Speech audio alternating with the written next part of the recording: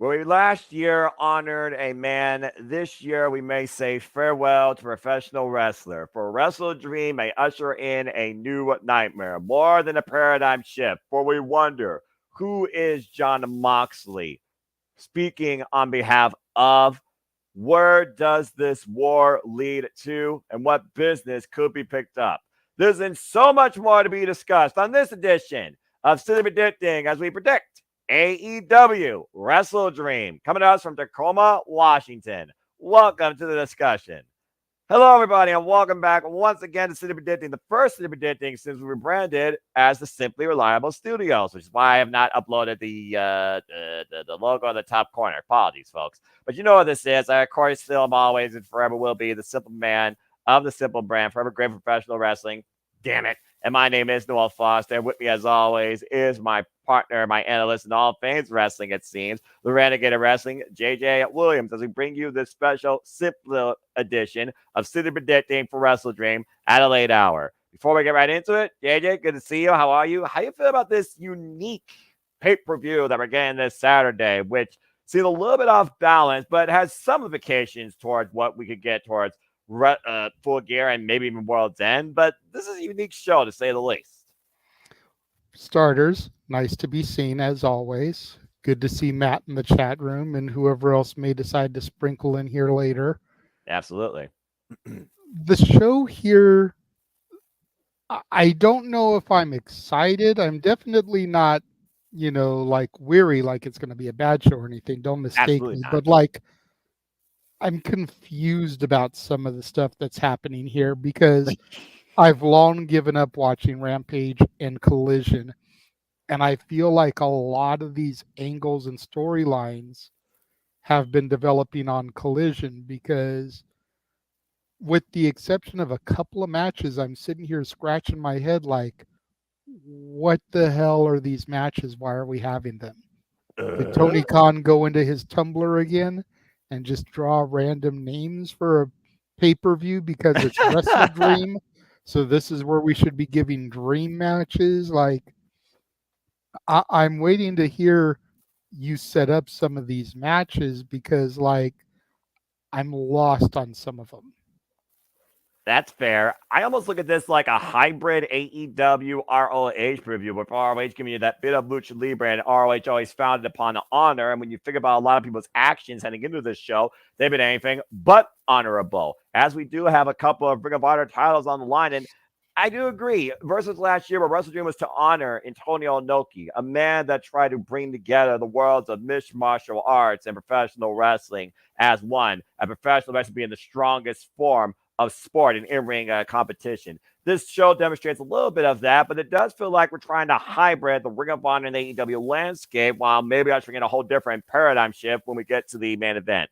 But I'll definitely help you get up to speed why some of these matches are at least hearing context and telling a story, which some of them kind of do. But without further ado, before we get into things, thank you for those that tune in. Of course, your opinions matter too. Please let us know your comments, your predictions, and if you want to dictate the conversation, super chats, as simple as that. Follow the PayPal links. I believe they're in the description. If not, I think I can put them in the banner. But let's just have a simple, fun, brief conversation regarding this pay-per-view. So without further ado, City Predicting community, Super Reliable Studios family, let's get right into it. As JJ said, it's a very unique show. We got some ROH titles on line, AEW titles on line, a couple of implications where business could be picking up in a bigger way, if you catch my drift. As we're going back home to Washington, Tacoma, Washington this time, for AEW Wrestle Dream. It will be, of course, on your preview providers like Triller TV, on other outlets that you can get your pay-per-views, and we will be coming here at the Super Reliable Studios this Saturday. That is Saturday, a 0 hour that starts 6:30 p.m. Eastern Standard Time, with the actual show starting 8 p.m. Eastern Standard Time. And currently we have nothing but for the 0 hour, but 9 matches. And hopefully that single number stays that main card, because I like the single number main card, if I'm being perfectly honest. And when it comes to man behind the pen, Tony Khan, there's one thing that is always for sure. On pay-per-view, he does not miss, even if he leaves you guessing and confused. Let's go ahead and start talking about this, shall we? I'll go ahead and try and set the pace here let's look at the Ring of Honor side of things, where who better but the Ring of Honor World Champion, or the Machine. Dun, dun, dun, dun, dun. We're picking things up where we left off back at Depth Before Dishonor, as the Ring of Honor World Television Championship will be on the line. It will be CMLL Atlantis Jr. going one-on-one with the Machine, Brian Cage. Many people still think that Brian Cage should have won that night, as he was the last of the other participants in that six-way Survival of the Fittest match with Atlantis Jr. However, Atlantis Jr. was able to catch Brian Cage off guard with a roll-up for the 3 count. Brian Cage has been putting his name out there across Ring of Honor, of course, and building up wins on Ring of Honor as I watch Ring of Honor weekly. And now he gets this single opportunity, not a Ring of Honor show, not the Ring of Honor pay-per-view that's still yet to be determined, which I imagine will be Final Battle, but here at WrestleDream. Of course, Lance Jr. won this title. Kyle Fletcher has been a very strong defending champion. I believe he's got 3 defenses under his belt. In a match that really could set the pace of the show, or honestly be on the 0 hour, if you want to just bring people to know what Ring of Honor is. What is on the 0 hour? Is it? Yeah. Oh, yeah. It is on the 0 hour. That's nice. That means 8 matches. I'm tired. I've been up since freaking 5 a.m. and I've been moving further to computers. Apologies. And did Walter put in my botch grab it? No, he didn't. I'm going to have to really upgrade this studio. But thank you for that. But anyway, JJ, I mean, come on. This is your boy. Who better? Machine Brian Cage, former TNA World Champion, one of the most notorious Ring of Honor 6-man champions, alongside the Gates of Agony. And you almost wonder if Toledo and Bishop Khan are going to get involved here, even though it seems like the 3 are kind of doing their own thing. Them as a tag team, him as a singles. It's 0 hour. Do you think Brian Cage maybe finally gets his first singles title as part of AEW that's not the FTW Championship, now retired? What's your thoughts on this? This is one of those things that I have no clue as to where it's coming from, why it's happening. But again, I don't follow Ring of Honor, so I'm kind of left in the dark here. I'm going into this one blind. I'm going to go with my boy Brian Cage, because why wouldn't I support somebody that I've been following the career of for almost 15 years? That personal bias aside, I mean, again, I remember when he was half of Natural Selection alongside a certain megastar who's got everybody saying his name these days. And you're not wrong there. That's fair. It's one of those things also where I talk about honor is real. There's a certain individual that also believes honor is real. We'll go ahead and get his thoughts in here real quick. ACW is invading. The KNG King is here. Hello, NG. Hey, now this is a panel that I can really enjoy. I feel like A-Train had to show up here because he was a little perturbed at my ratings comments from earlier, but you know. Oh, well, there's a side conversation that could be interesting, or maybe save for the Saturday shenanigans. That, of course, will be after WrestleDream.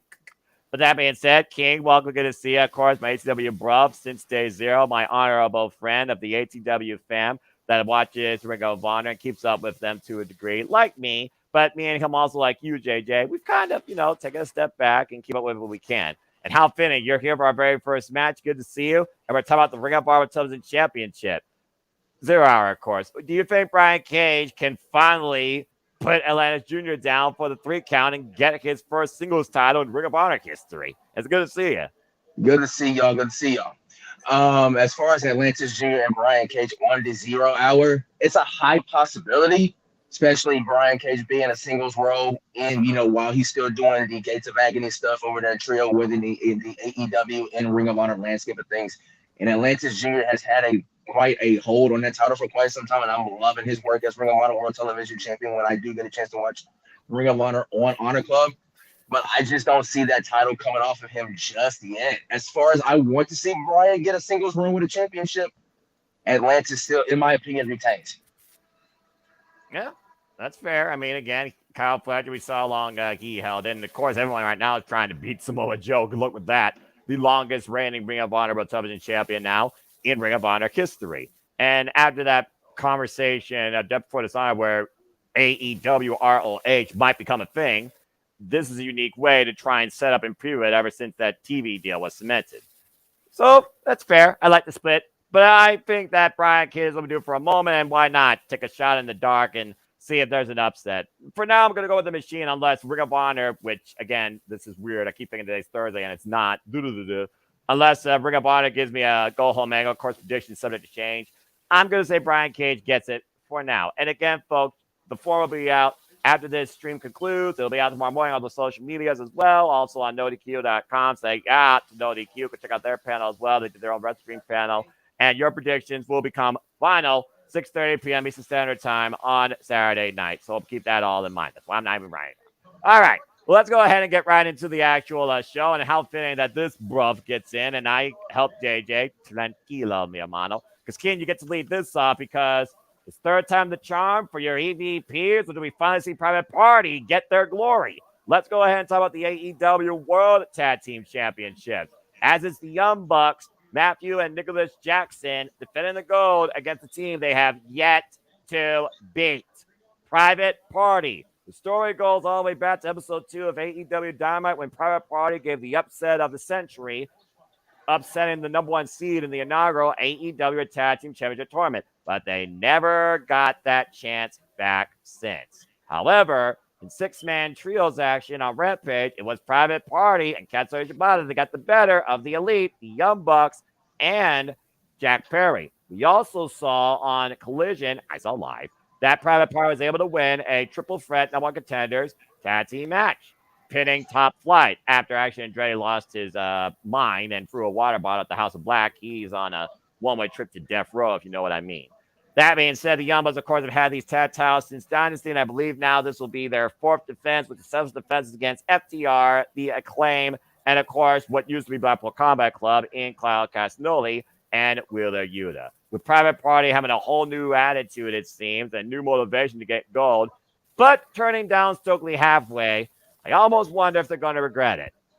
All right, Mr. Elite, the Elite. Let's see if you are actually personally unbiased in your prediction here. Do you think Private Party is the team to reset the landscape, and do they become the new AEW Tag Team Champions?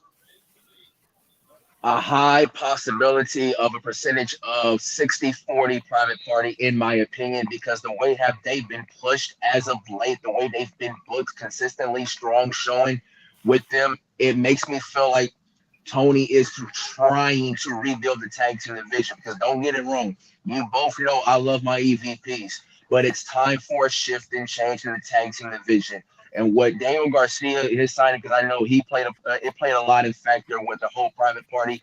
Daniel Garcia discourse saying, "Oh, what if they don't get booked right? They're gonna go down to the performance center or whatnot. They're gonna be treated better over there." If what last night showed me anything is that he's trying to get his future stars that already should have been in top spots, like Daniel Garcia, for example. So I'm going with Private Party. Yes, they've been undefeated, but also this is higher stakes. When it comes to the Bucks being locked in, and I'm talking locked in, no, if you love them or you hate them, you have to respect them for them when they have done in the tag team wrestling landscape, especially when it comes to big championship matches and high stake matches. I'm still giving the edge to Private Party because of them having the Bucks number. But we're going to see new tag team champs in Tacoma. It's time for the landscape of the tag team division to change. Preach! Yeah, I really hope that Private Party is the ones that can do it, because I understand the whole thing about the Elite having all the gold, the Elite, blah, blah, blah, blah, blah, blah, blah, the part-time schedule. I don't need part-time champions in professional wrestling, damn it, when they're supposed to be the guys to actually guide the foundation on a weekly basis. All right? I think Private Party, especially to John Moxley, gave Private Party this new motivation for breaking his hand, saying, I'm going to give you something to overcome, trying to bring out the non-contentment. I do think Private Party could really use the moment here. Otherwise, it's like, again, why you keep trying and trying and trying. And I also did forget the Young Bucks did beat Kyle Fletcher and Will Ospreay, and I thought they were going to be the ones to actually do it at Grand Slam. But I'm holding out for new tag team champions as well. I know it's one of those fans who's almost like, you don't bet against Charlotte Flair. At this point, I feel that you don't bet against the Young Bucks, but I feel something has to give here. And Hassan is also with us. So, again, maybe I'm voting with my heart versus my mind, but I'm going with Private Party, giving us our first maybe realistic, hopeful title change of the night. I mean, again, sometimes AEW has to surprise you too, like TNA does. TNA is not the only thing that can be the most unpredictable sometimes, believe it or not. JJ, what do you think? I think I really don't give a shit. Yeah. I'm sorry because everybody knows how I feel about the Bucks. I like Private Party. I Right. do. Understandable. I wonder if Quinn is over his injury proneness Mm. because in the time that I've been watching, he seems like he's been out of action more than he's been in action. Right. Zay has been more or less a singles guy. This is the longest I've seen the two of them together. I That's my biggest question mark is if they pull the trigger and give Private Party the W, can Quinn stay healthy? And is that something that's going through the Bucks and Tony Khan's mind? Because if you look at the history books, Private Party has got Matt and Nick's number. Correct. So realistically speaking, it should be a foregone conclusion that we have new champs. But as they say, there's a first time for everything. And while their victories have been on Dynamite, this is a big pay-per-view stage. Yep. Yep. The Bucks are those guys, it's like John Cena in a big match. Like you don't bet against the Bucks when it comes to a big match situation. So as much as I hate it, I'm going to stick with the Bucks for this one. I will be pleasantly surprised. I will be overjoyed if Private Party can do it. But if I'm in Vegas laying down money, I'm betting on the Bucks. That's Just like fair. you wouldn't bet against Roman Reigns over the last 4 years. That's also It's fair. just like you wouldn't bet against Big Match John. It's like you wouldn't bet against Hulk Hogan. Brother. It's like the Bucks are just those guys as much as it pains me to say it. The Bucks are the type of guys you don't bet against in a big match situation. All right, I'll give you that. That's a fair analysis. And again, we also do have Collision, which usually is again the last go home angle to the pay per view. And if the last go home into the last pay per view showed us anything, which was the pre all out Collision, a lot could be set up and determined by your predictions from that night. Quite a go home that night. So I'm curious to do the same thing this week. But okay, and again, I respect that partisan mindset because there's one thing that has been ailing AEW, and that is injuries. But we also saw a couple of key returns from out of the blue, out of nowhere for the longest daggone time, most recently, including Penelope Ford. Penelope Ford, Jimmy Hayter, I didn't see that women's feud coming, but I like it. That's a different dynamic. So, again, weirder things have happened. All Oh, right. you mean Jamie Lynch over here? Look, Orange hair. Yeah.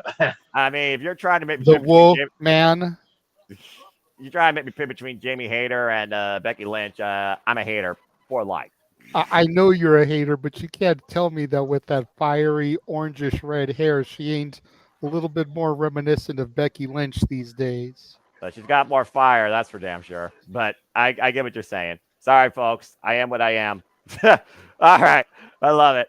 Let's go ahead and keep moving forward here and what feels like the undercard half of this match. And again, we're tired. We're having fun. We're teaching people. So, hi, guys. Let's go ahead and talk about the Ring of Honor World Championship as Imbai Mark Briscoe in a much more non-fun, loving, serious mood. It's looking to teach Learning Tree a painful lesson in respect and family values. It's Mark Briscoe versus Chris Jericho for the Ring of Honor World Championship. Oh boy. Chris Jericho, of course, former Ring of Honor World Champion, being Claudio Castagnoli at Grand Slam. Literally, I believe it was last year. No, it was year before that. Excuse me.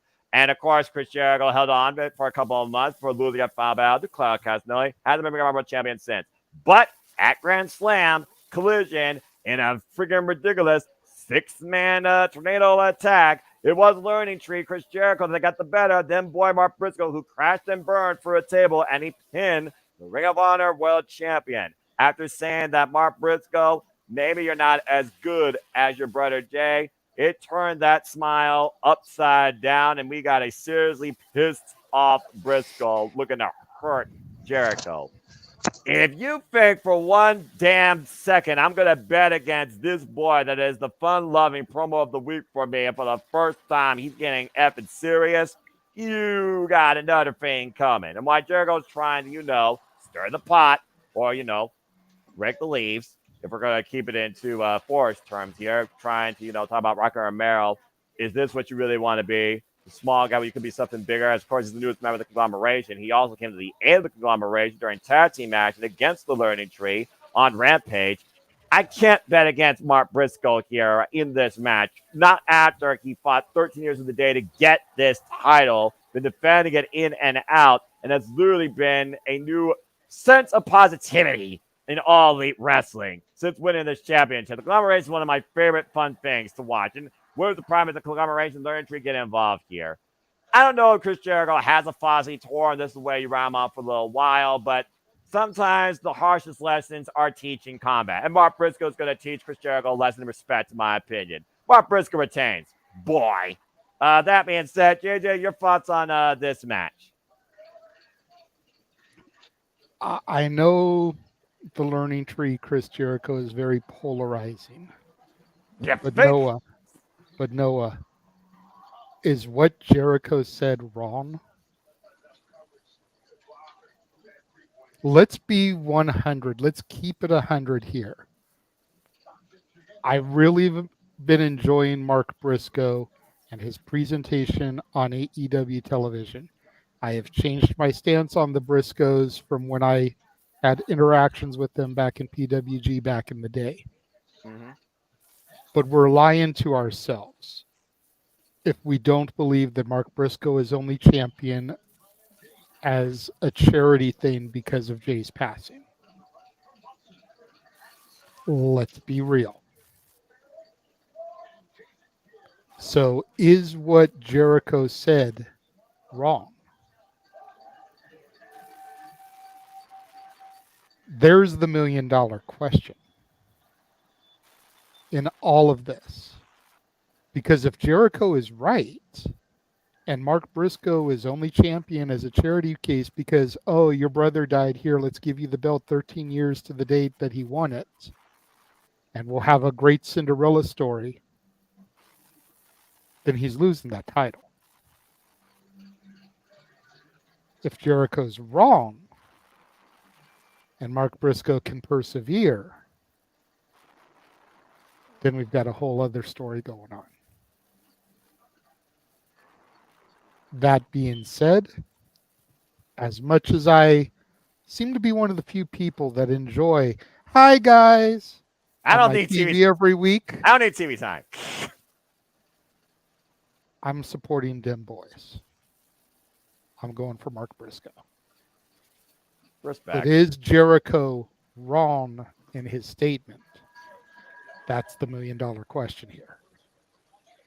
Honestly, that seems more viable than the Ring of Honor World Championship. And as much as, again, I'm annoyed by the Learning Tree gimmick, it definitely has given some unique, I wouldn't say lessons, but certainly some memorable segments and matches.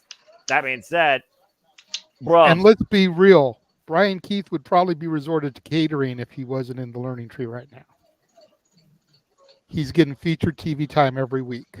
And Big Exactly. Bill I is love getting seeing over him on too. my TV. Yeah, and Big Bill has been over like Rover in a way that he hasn't been since he ran with Enzo Amore. Noah, all it how took is was one collision in Cardiff for them to cheer him, and he hated that. And that's what started to get Big Bill over, was one collision in Cardiff.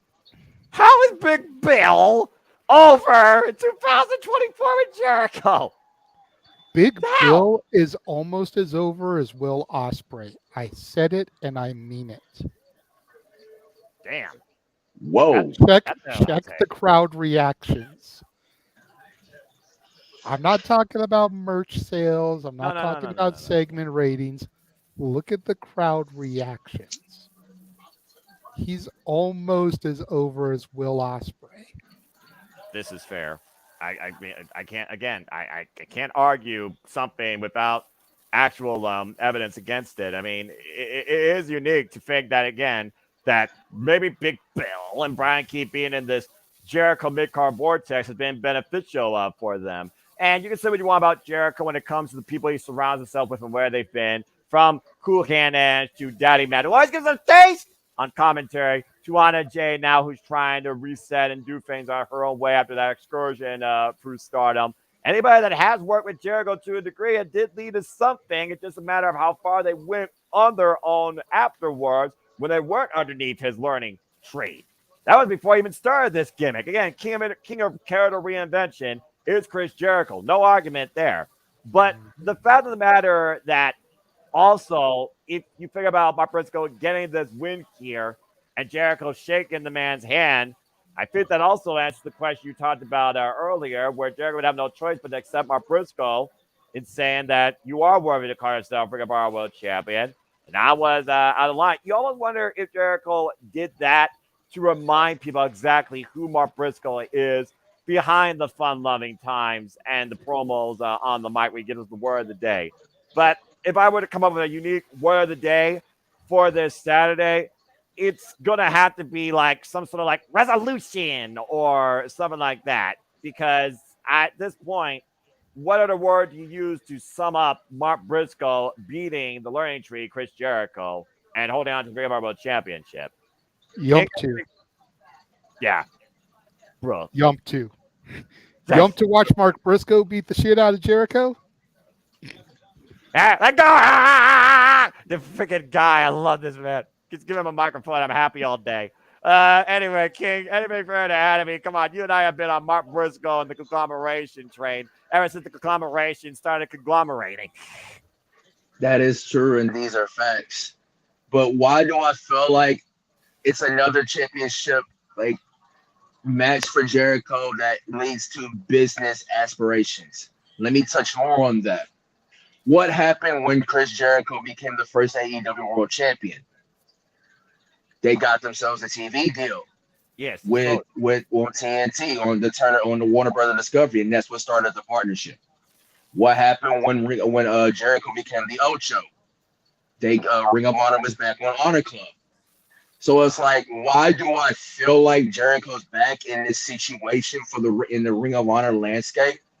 But also to add further more context, we're still in the negotiation process. Well, we're still in more process of the TV deals because as of earlier, Fox Sports Mexico is now going to be with AEW as well as of earlier today.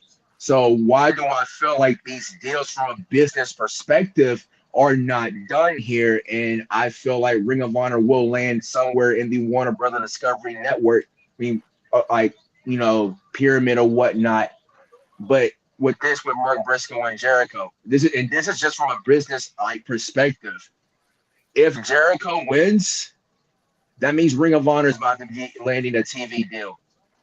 If not, word of the day. You saying word of the day? Here's my word of the day: legacy to Mark Briscoe, because that would just mean that you defeated a Hall of Famer, added to your belt while still being Ring of Honor world champion, and successfully defending it against one of the greatest to ever step foot in the professional wrestling landscape. So it can go down to two things here. Jericho wins.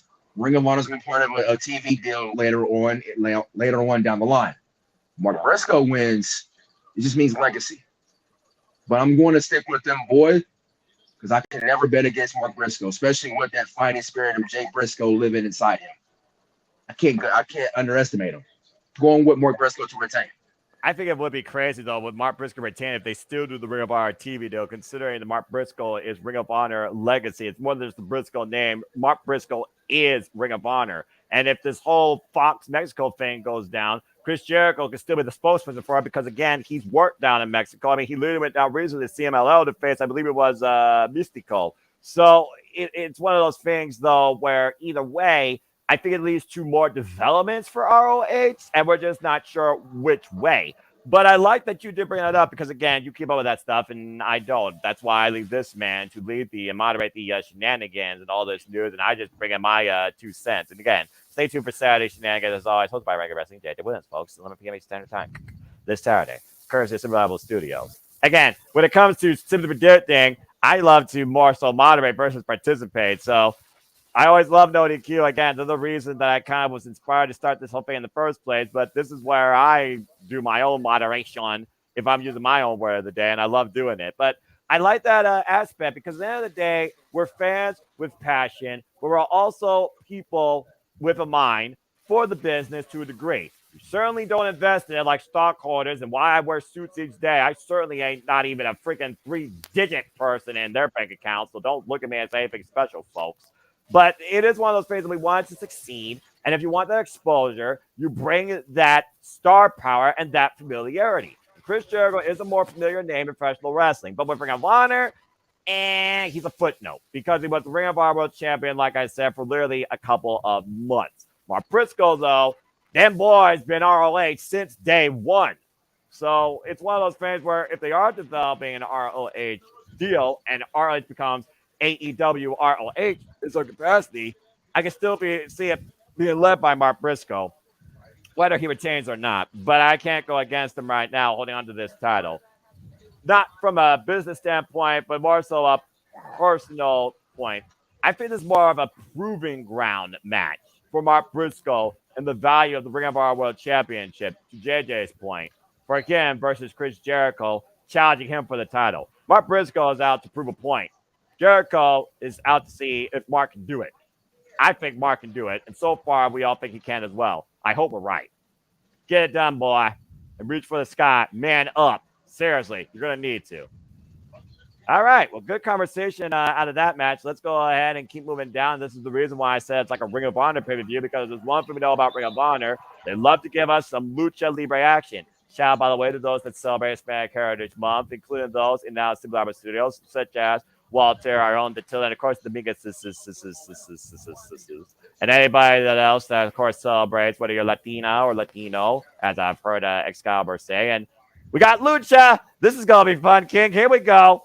LFI's Beast Mortos goes one-on-one with the undefeated Hologram in 2 out of 3 falls. Now, this is interesting. This is literally the definition of exhibition. This is a WrestleDream because this match is going to be crazy. Simply put, we saw the Beast Mortos recently challenged for the Ring of Honor Championship against Mark Briscoe. He lost. His last big win was on Ring of Honor Death Before Dishonor against Commander. Who did Hologram beat this week on Dynamite? Commander. The Beast Mortos has also now just joined Los Faction Ingobernables with Rouge and El Delistico. And let's keep in mind who's managing them now. Jake the Snake Roberts. But Hologram, he is currently undefeated since arriving from Mexico, the former Aramis, to AEW. Started on the path to All In down in Arlington, Texas. Wow, the crowds on Collision, myself included, saw him live. He is freaking incredible. And we just saw last night on Dynamite, he was able to overcome Commander with a hollow bomb. So this time, though, Beast Mortos, who has pretty much attacked him now 2 times, how fitting, post-match, we're going to see if Hologram can survive the Beast Mortos in 2 out of 3 falls. If nothing else, this is Hispanic Heritage pride. This is Lucha Libre pride. This is pride for Hologram. This is revenge and putting a beast down, at least for the time being. But can he do it 2 out of 3 falls? It's one thing to get a single fall on the Beast Mortos. It's another thing to beat him twice. So I like this stipulation. It kind of adds context here. I do think this kind of should be on Ring of Honor, but that's a different conversation. Well, King, what do you think about this Lucha Libre affair? Who you got winning, a Hologram or the Beast Mortos here? And this is where it puts me in a tough spot because I like both men. I like me some Lucha Libre wrestling. What Hologram and the Beast Mortos bring to the table, it is unreal. It is unreal to where I get up out of my seat and I go rah a lot whenever I see these two individually in their respective matches. And I like the stipulation 2 out of 3 falls because basically it's to test each other's, agility, test each other's, strength, and the more so on the Beast Mortos side. But also they are equal when it comes to speed and agility. They're both equal. It's just basically the Beast Mortos has more strength in that power game than Hologram. But also you can't doubt Hologram because Hologram has ways and innovative that he can win a match out of just like that. Exactly. So when you put this when you put this here, hologram and Beast Mortals, and the best 2 out of 3 falls, hologram 2-1 is what I'm going with. Hologram gets 2, and then no, it'll be 1-1. Yeah, 2-1. Hologram. Hologram will win at 2-1. Okay. It's gonna be a close one. It's gonna be like a game 7 when we hit that second fall. Like either one of those men. It's gonna be like a game 7 type of feeling in Lucha Libre. Like a game winning like goal in soccer. Gotcha. Yeah, I go with hologram here as well because I think the person that could give him his first loss is the person that really needs a big win, looking for his moment, and with a mind like Dennis Nate Roberts behind him, JJ, he might finally get that moment. Besides giving his opponent the horns, and with the kind of classic around the corner as well. This is the time that people, let's not forget, Bruce was in that last year, are definitely going to try and lobby for their spot there and try and get all the momentum they can. I think Roosh is going to be the first man to beat Hologram in AEW, and the Beast Mortals is the first stepping stone LFI to get to the head of the family. But I'm going with Hologram for the win as well, and the same score as you, 2-1. And I think Hologram, it goes 1, then 1, and then 1. I don't think neither man gets 2 straight falls in any capacity. I think we're going to get the whole thing here, but this is going to be fun to watch. And sometimes all I need in professional wrestling is some great in-ring action. Lucha! Anyway, JJ, any further thoughts regarding this match? I know you may not be very familiar with either of these 2 men, but you know this Nate Roberts, and you know Jake now to that Talent Exchange position. He now manages Roos, who, with interest, is managing a new family in Los Fascionables with now Edrisco and the Beast Mortals, since Preston Vance is now part of ROH. So what's your thoughts on this singles affair? And if you have anything to say about Hologram, please do. This is one of the matches that I saw on the card, and I'm like, what the fuck is happening here? Why is it a 2 out of 3 falls match? That's my biggest question. Like, I can understand the randomness of throwing some lucha action, having these guys face each other. Mortos has attacked Hologram, blah, blah, blah. But if there's been no storied rivalry here, why is it 2 out of 3 falls? That makes 0 sense to me.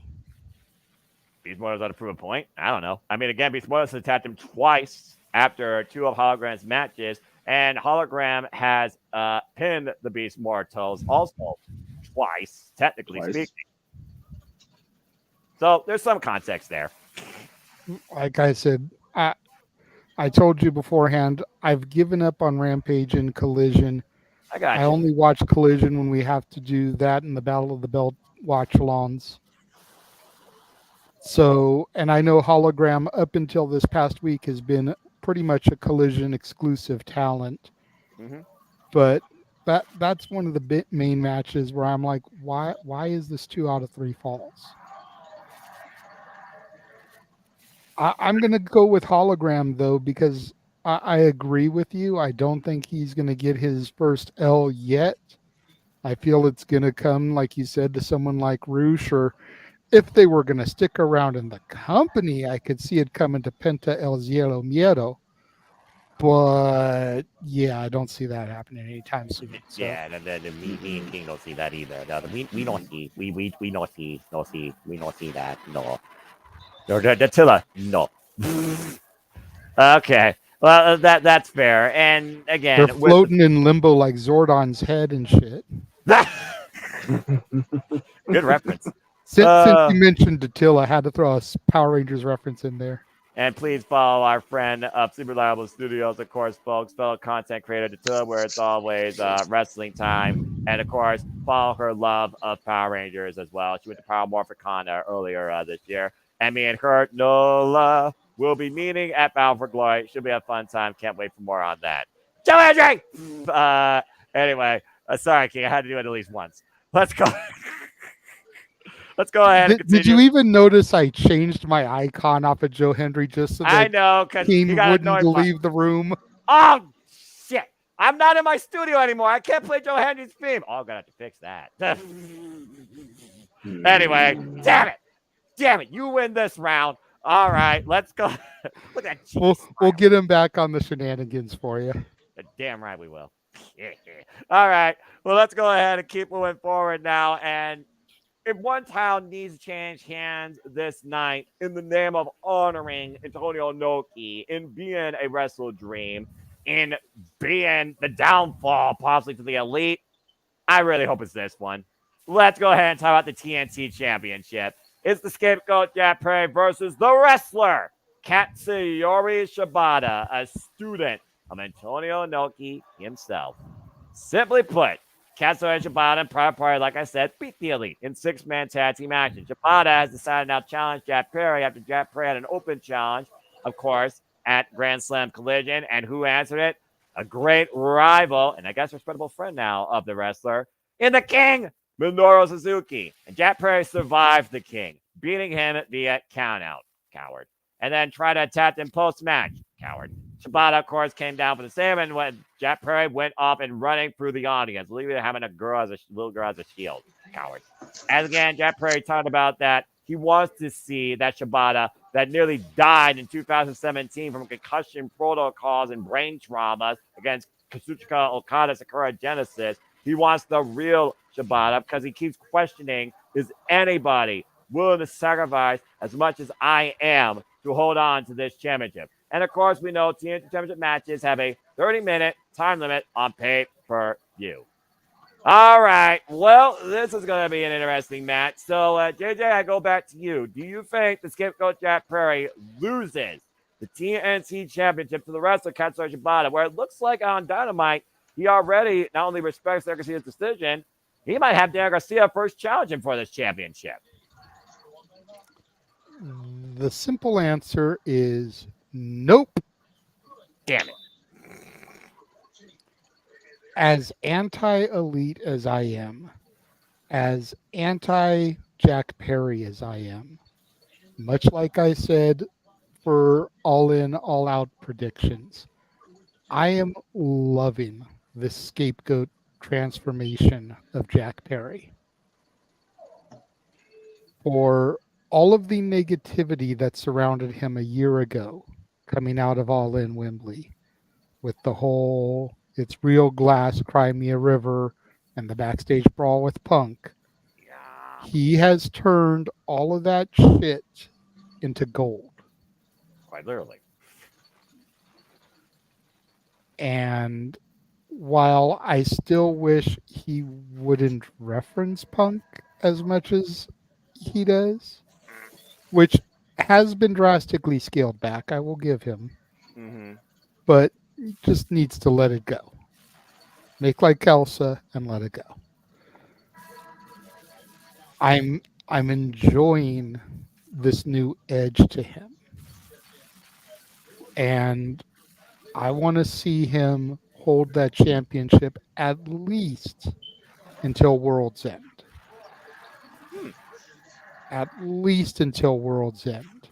Maybe even until Revolution, because if who everyone suspects is behind Moxley is in fact behind Moxley, what a revolution to begin by having those guys, Mox, Claudio, Pac, begin to take over the championships.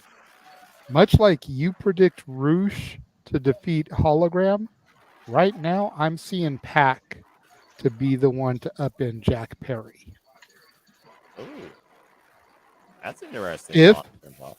if the person behind Mox and the, as I've dubbed them, Pac Pool Combat Club is in fact who we suspect it is. If it's not, throw the book out, start from square zero. That kind of sounds like what's going to happen But after the World Championship match, to be fair. but if it's who we suspect it is, then I can see it being preferably Pac, but possibly even Claudio to be the one to begin to take down the elite, because the elite minus Perry minus Okada are the founders of AEW. So who better to have this rogue faction target than the EVPs, the founders? That's fair. Again, everybody, every super group, every faction loses everything eventually. And this so-called elite has run rogue since the better part of Revolution post-show. Which So, is why I call World's End, the end of the world, so to speak, as the possible moment that it could begin. yeah, the end of the elite who changed the world. Now they're going to finally lose everything in this world before the new world begins in 2025. All right, that's fair. King, again, lifelong fan, New Japan Pro Wrestling, of course. You talk about Kazutoshi Shibata, the wrestler, verbatim, former Ring of Honor Pure Champion, a former notorious multiple-time NJPW Never Openweight Champion. The wars that he's had with Hiroki Goto, longtime friend and training mate. The wars with the Stone Pit Bull, Tomohiro Ishii, legendary. The wars with Minoru Suzuki, life-changing and altering. And, of course, Tsuchika Okada. Okada's never been the same since that match. He's just glad to see the wrestler again, even though he has yet to call me beast. If they run this back in AEW, Lord help my blood pressure. But that being said, it's Shibata going after the TNT Championship against Scapegoat Jack Prairie. Scapegoat asking Shibata to show me the real Shibata. Scapegoat asking for a death wish if that real Shibata comes forward. What's your thoughts on this match? First of all, before I make the prediction, Okada has already teased that match with Shibata, so basically, look, stay tuned down the line. Yes. With Shibata and Perry, this is going to be Jack's second best TNT Championship title defense because of who he's in the ring against. If you challenging out Okada, but Shibata, the same old Shibata that basically concussion protocol in 2017 in Sakura Genesis, and I have watched that match a lot of times. Even just went back and watched it earlier today to see what he was talking about, just to reference my mind again. And I'm like, Jack, are you sure you want this Shibata? Because this Shibata used to run roughshod. This is the same old Shibata that came this close to beating Okada for the IWGP Heavyweight Championship at Sakura Genesis in 2017. Are you sure you want to be that battle tested? You sure you want to be Inokiism by Shibata? Because he will bring that out of you. And I know Jack can do it. So that's why I feel like it's going to be survival for Jack Perry in this case if he wants to bring up that Shibata. It is survival for Jack Perry to retain the TNT Championship. Now, remember what I said about the Young Bucks and Private Party prediction. I'm going with Private Party. The Bucks lose the tag team titles, but Jack Perry retains the TNT Championship. Thus, kind of sorts of friction within the new elite with Okada still holding gold, but then they ain't going to touch Okada yet. But also, Jack Perry still retaining, which I have a name in mind. And I brought up his name earlier, and you just said his name earlier as well. I'm talking about Daniel Garcia, because why would they teach Shibata like that? But also, Daniel Garcia has basically said that he's in front of the line to whoever wins between Shibata and Jack Perry, he gets first crack at the TNT Championship. So I feel like, in my opinion, Pac, I feel like that is the right move. But if you want to restore the feeling, or the feeling restored, and get this full gear push, see what I did there, underway with Daniel Garcia, that should be the move. Daniel Garcia should be the one to dethrone Jack Perry at Full Gear in New York, New Jersey. Not World's End. I feel like the Full Gear. If you really want to full gear into Daniel Garcia's push. But as far as Saturday goes, Jack Perry's retaining against Shibata. I gotta admit, when I look at this match and I think about what Jack Perry demonstrated against the likes of Bryan Danielson, for example, Goat versus Goat, how ironic, and Shibata being former teacher LA Dojo, who literally trains you in combat. Definition of Inokiism, strong style, a strong spirit versus scapegoat's death wish, it seems, every day. It's one of those things where this could be a sleeper match when you think about the drive of both men, what both men are capable of, and the experience, like you said, that Shibata brings, versus Jack Perry's hunger for this Shibata.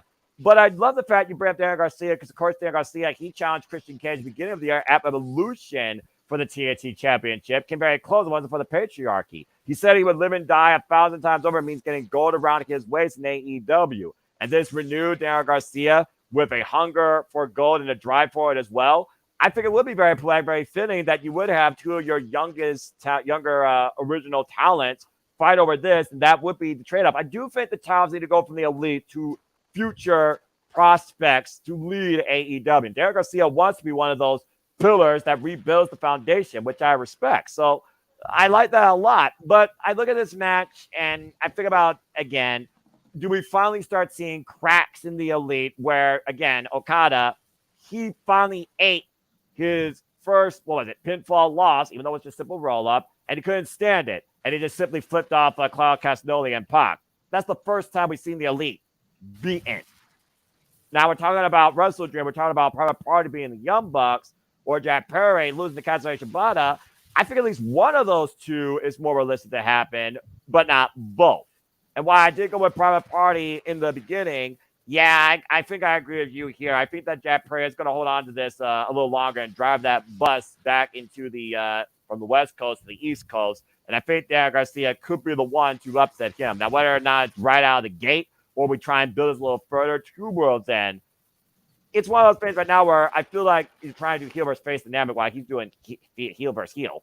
I think Derek Garcia will be very poetic in doing that before the end of the year. But for now, I got Jack Perry retaining and surviving. It won't be easy. In fact, if this really tests both men the way I think it does, I would love to see this go a 30-minute time limit. I really would. But I'm going with Jack Perry retaining regardless. And this is one of my super matches because, again, the wrestler, you best bring your damn best, or he's going to show you why he is called the wrestler for a reason. And I think that's another reason why he's got Shibata here, because Jack Perry is trying to make himself seem like he's a solid fighting champion, giving him these top tier talents to have to defend and successfully defend against. Then you end up like, well, shit, if he beat Shibata, who's going to be able to take it from him? Exactly. Right. Disbelief. It's very unique when you think about it again. Crimea River on his past, look at his present. Can't argue the man. He represents the TNT Championship in his own way, as everybody who's held this title had to a degree, but I can't remember the last time we had a TNT champion this definitive in their own representation, backing it up quite well. Gotta give credit where credit's due. All right. Well, that being said, let's go ahead and take a pause from wrestling. And Garmeets, let's go ahead and start with you, Ken, because remember where we're at, guys. Whose house? Run's house. That as well, but also Swerve's house, because Swerve returns home to Tacoma, Washington, and will be at WrestleDream. Let's go ahead and talk a little bit on the only angle of the night. And this should definitely be an angle where business should pick up. What the hell is going to happen when Swerve Strickland returns at WrestleDream? The man we haven't seen since that steel cage match, brained by Heyman Adam Page, and rebuilding himself physically and mentally. The most dangerous man in AEW, where right now he is being scouted by MVP, looking to bring a whole different syndicate of hurt to All Elite Wrestling. And we've already seen one member debut, Shelton Benjamin. But Prince Nana, talk about he was once a wrestler, he will put back on the boots. Oh, good Lord Almighty, don't do that. I think about again, is we going to get a swerve, pun intended, and he's going to reject MVP, and that's when you bring something maybe almighty or limitless to the fold. The ghost of Swerve's past, or something else that we're not even thinking about. Do we see Prince Nana get turned on by Swerve Strickland? Does Swerve hold anything back against Prince Nana, who, might I add, helped him purchase his childhood home before Heyman burnt it down? And Prince Nana and Swerve have been that close ever since their business alliance. Honestly, if Swerve had a friend in this company, it's been Prince Nana, in my opinion. So, King, I start with you. What the hell do you expect to happen when Swerve returns home to AEW, let alone his hometown, Tacoma, Washington? He's going to have to choose a side. He's either going to be a syndicate of hurt, or he's going to stay with Team Nana, as he's always been, who as Nana has helped them throughout this skyrocket of a main event, push, even though he's not world champ no more. But even though you can still feel that aura and that presence of a main eventer, because let alone that graphic that you pulled up, he got his own graphic. That's like Roman Reigns level of his own graphic right there. That's how you know that's main event aura. Just him alone, just in the graphic, nothing else. So with that being said, he's going to have to pick a side. And if he chooses the wrong side, I sense a certain almighty because I've heard a rumor around the block as of earlier today that we might see Bobby Lashley in Tacoma. Keyword might. We might see him there. But like I said, he's going to have to choose a side. And plus, let's not forget about one person who was shown in the Swerve Strickland vignette training with him, EJ Ndonka. Now, that's a man who I wanted, if Swerve was to reform the Mogul Embassy, why has EJ Ndonka have been present on social media around Swerve and now finally brought it to TV that him and Swerve have been training partners? So if you was to do it that way, I feel like the Mogul Embassy is getting ready to reboot and face a Hurt Syndicate, which means Prince Nana will probably have to lace up them boots. And I can see this be a trios action between Swerve, EJ, Nana, MVP, Lashley, and Benjamin down the line. That's an interesting thought. I also think about, though, again, keeping it in-house, pun intended, we also know that one powerhouse Hobbs also heard MVP loud and clear and even got his business card. A guy that's been pretty much lost and out of focus in AEW ever since he got injured against John Mox for the IWGP Heavyweight Championship. Former member, of course, of the Don Callis family, and I think that pretty much went up in the air as well. But I like that. And EJ Nduka, of course, I thought he was being a tag team with Lee Johnson. Almost makes me wonder if that could be where you bring Lee Johnson back into the fold. And could Lee Johnson be part of this new Mogul embassy? And Prince Nana rebuilds the embassy from the ground up. But I definitely think that business is going to pick up one way or another, particularly for this Hurt Syndicate. And whether or not it becomes almighty, limitless, or gets a powerhouse added to it, I expect somebody else to be part of MVP's repertoire by the end of this segment, and somebody laid out. JJ, anything further you want to add to this developing syndicate or maybe rebuild an embassy? A lot of moving parts here, it feels like, and it all surrounds Swerve and MVP primarily. I don't think we're going to get a decision from Swerve on Saturday. I think Swerve is going to appear elsewhere on the card. And maybe we can transition to that match next because there's a man who he's been feuding with for the better part of the year who's fighting the Switchblade. Gee, I wonder who you could be referring to. I think this is where we see Swerve's return.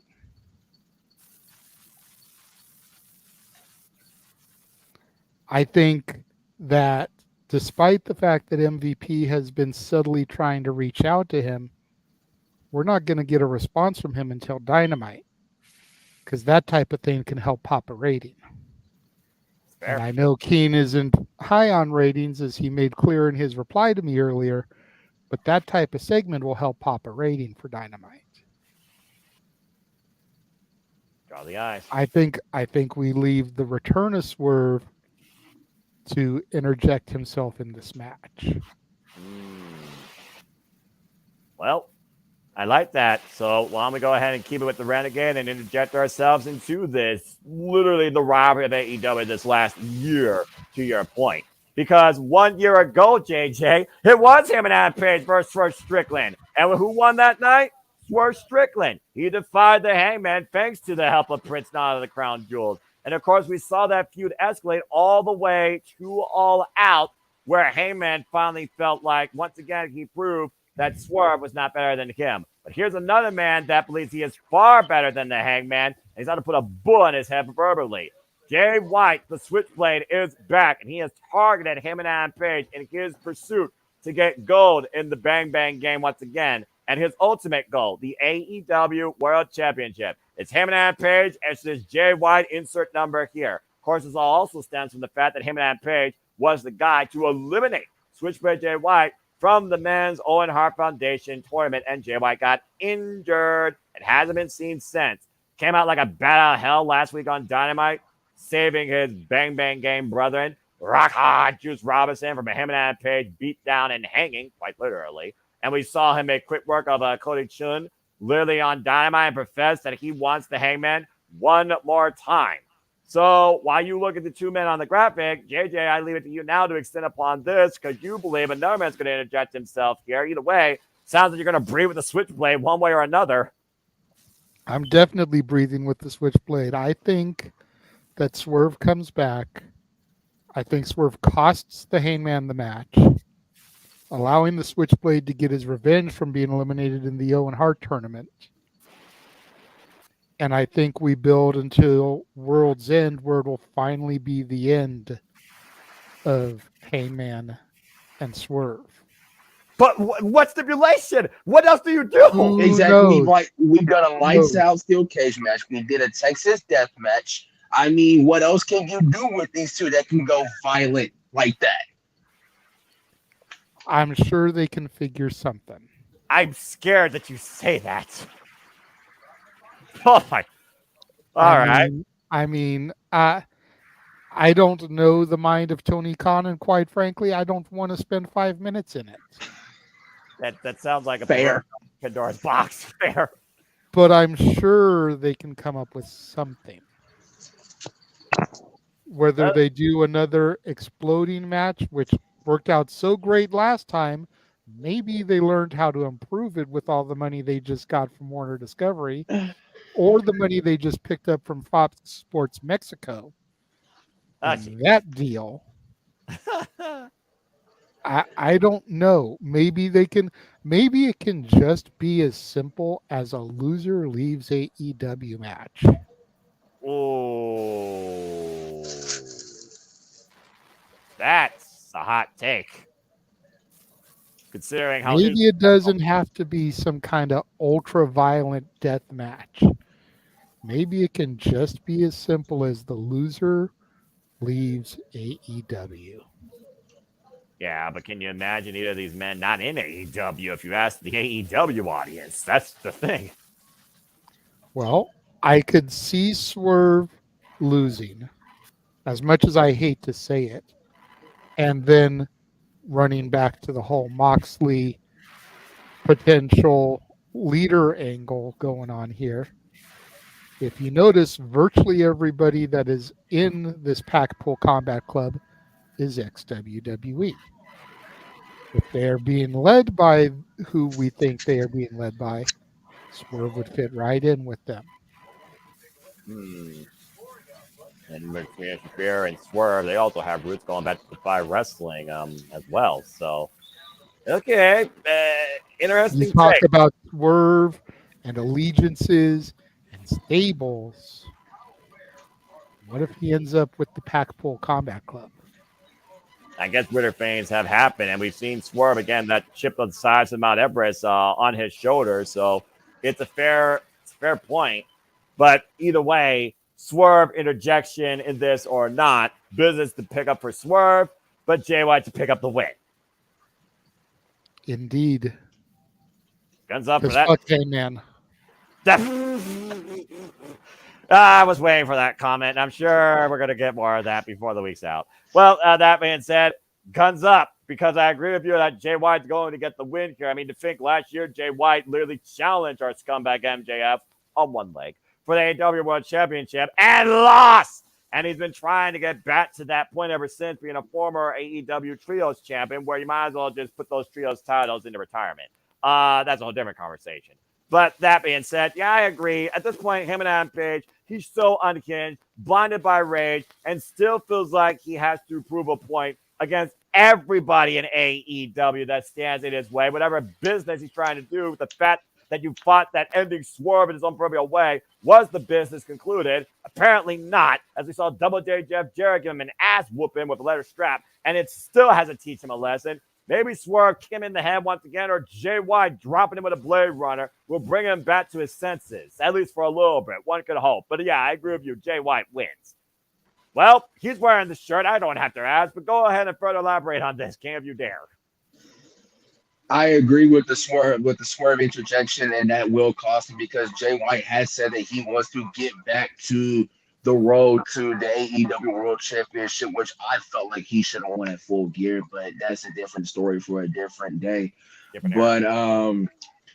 But notice how Hangman and Jay White have been, they're no strangers to one another. Of course, Hangman's got the numbers up on Jay White when it comes to their win-loss record and whatnot. So I feel like Jay will need this win more importantly if he wants to get back to the AEW World Championship picture. Hangman is, like you said, so unhinged that he doesn't even know how to control himself, and in the end, he feels like he's, stuck. Like he feels sad for what he's done with this unhinged control of actions. But before that, sad in limbo, he's just going on a tear, going on a chaos, really. So Jay White gets the win because of Heyman's, unhinged control of actions. Yeah.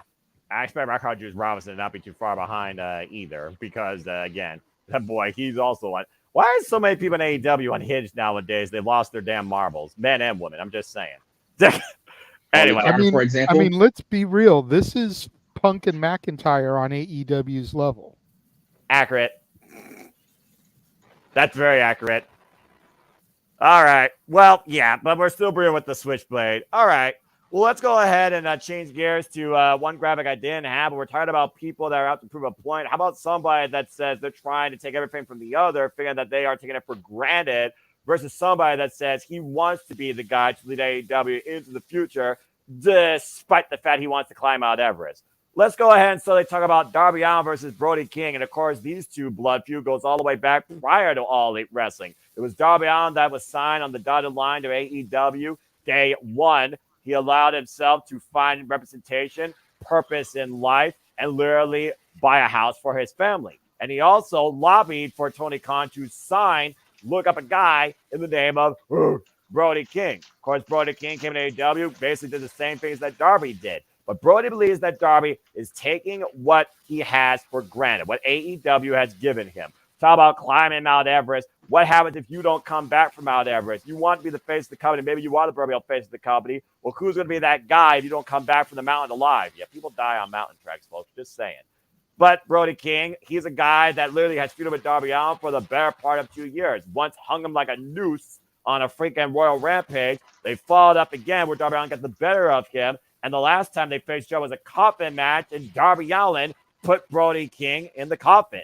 This is a match where Darby Allin's also have to prove a point, giving somebody a chance to make something of his name. After Darby Allin lost his chance for the World Championship at Grand Slam against Jon Moxley, many people deem that foolish, and Darby Allin, maybe he sees that a little bit himself, and he's trying to prove a point why I'm still the guy you have to go through if you want to be the face of AEW. I saw Darby Allin live for the first time in Toledo at Collision. The pop backs up the freaking statement. That being said, though, we always talk about the house always wins. Malachi Black Buddy Matthews lost out on the tag title opportunity. Brody King's doing his own thing right now. Brody King was instrumental in defining himself, former trainer, of course, at Tito Brothers Wrestling Academy, during his run in the Continental Classic before Daniel Garcia beat him and eliminated him. And I'm thinking about the Continental Classic around the corner. You know Brody King's going to want to put his name back in there because many people thought Brody King was going to be a finalist. I'm looking farther ahead in AEW, basically. And while Darby Allin might be the guy that people want to see succeed at some point, maybe get the actual world title, it's one of those things where I just don't know right now where Darby Allin's mind's at. And I think Brody King kind of needs this win more. But we also are back home in Washington, Darby Allin State. So just put that in perspective. It's a very personal battle of pride, company pride, and self-pride when it comes about your worth for AEW. Straight up. Two men that are going to bludgeon each other. And Darby Allin just bludgeoned Brody King, by the way, in the job of a rock. So Brody King's out for blood. Just saying. JJ, what do you got to say about this unique singles match?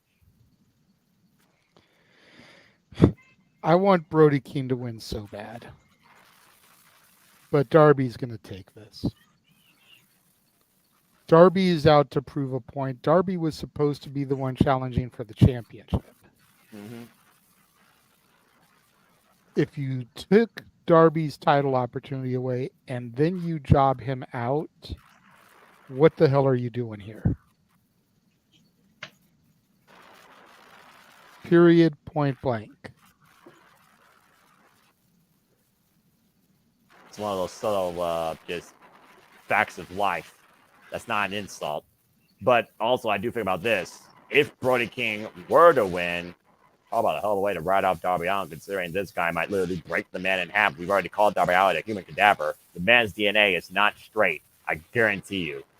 I mean, the amount of stuff we've seen this man's body go through this year. Eesh. King, anything further to add regarding this? Is basically like you said about company pride, because Brody said he wants what Darby has gotten in his AEW career. Brody wants that spot. He wants Darby's spot. But also on the other hand, Darby is the face of AEW. He's done the interviews. He's done the talk shows. He's done media press. He's doing the promotion for AEW, which AEW fix on that, please and thank you.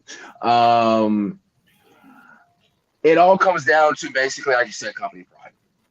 And it basically, from what also I'm hearing, that Darby might get his world championship push here. It's not going to be a long one. As far as if he wins, it's not going to be a long one. But Darby, you don't just talk of face of AEW. You talk what the face of AEW does by doing all the face of AEW media stuff, media tours and whatnot. You don't just talk about that like on Dynamite or on Collision like that. So that's suspects number one, that Darby is going to be pushed for a AEW World Championship. Even though, he lost it to Mox, but he's still primed to get a AEW World Championship push down the line. Darby's going to take it. As much as I want Brody to win too, Darby's going to take this one. If he's saying face of AEW and he does the TV shows and he's done doing all of this, yeah, Darby's still going to be that face of AEW. I feel like, though, again, we talk about Darby Allin being the face of AEW. How many faces have we seen lose still in a big moment, title or non-title, and still be the face? Hello, John Cena. I also think about one other member of the House of Black we haven't seen in forever. And the last time we saw her, Brody King told her, now we rebuild. Let's not count out a factor helping Brody King where the house may win once again. Julia Hart. If Julia Hart shows up and Miss Darby Allin, I think that's your turning point in this match here. And we know these two are going to go balls to the walls violent because we're dealing with Darby Allin and Brody King.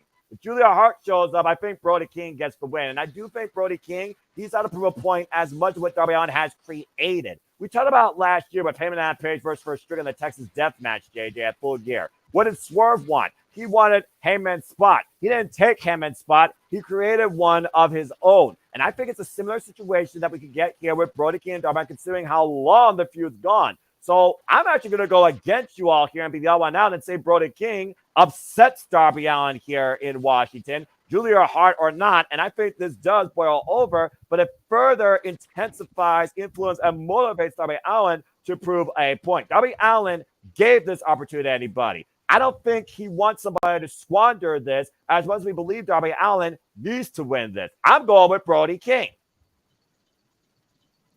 It's fair. I mean, I wouldn't be mad if Brody won, but especially with this being Washington, being Darby stomping grounds, like, I don't know if they job him out. This isn't, Vince McMahon in the WWE, where they job you out in your home.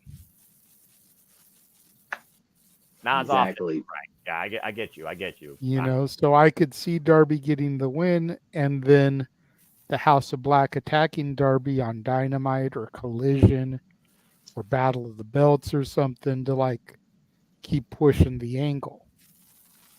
Yeah. I feel like there's a lot of angles to happen in and out of these matches results at WrestleDream ahead of Full Gear in the Continental Classic. Just saying. This is a bridge point, and Full Gear, straight up, is usually my pay-per-view of the year. And so far, it's been able to hold that standard. Let's see if it does it again this year. All right. Well, let's go ahead and get into our last three matches, and let's go ahead and pay some love and attention to the women of AEW. As we have Mariah May defending the AEW Women's World Championship against Smile Anyways. Yep, JJ, you're on the button for this one. Little Nightingale. Let's go ahead and talk about the AEW Women's World Championship. Ever since the glamour, Mariah May put an end to the timeless saga and made AEW all about Mariah with wins over Nyla Rose and, of course, Yuka Sakazaki, and still waiting to celebrate with Mina Shirakawa. Willow Nightingale, of course, who lost to Chris Statlander in that crazy-ass Chicago street fight. And, of course, earlier this year, lost in W Strong in the TBS Championship. Still finds herself now, once again, with an opportunity now for the AEW Women's World Championship. After coming to the aid of Yuka Sakazaki and Mina Shirakawa's momentary interference where Mariah May brained her in the back with a belt. We saw this past Wednesday on Dynamite Tower Tuesday with a 9-guy last in the field of Saraya, Jamie Hayter, and Nyla Rose to earn this opportunity. And while Mariah May was able to knock her out with the belt and a ridiculous headbutt, it was Willow Nightingale with the last move of the night with a pounce out of nowhere. Damn, that sent Mariah May literally into the spotlight, face first.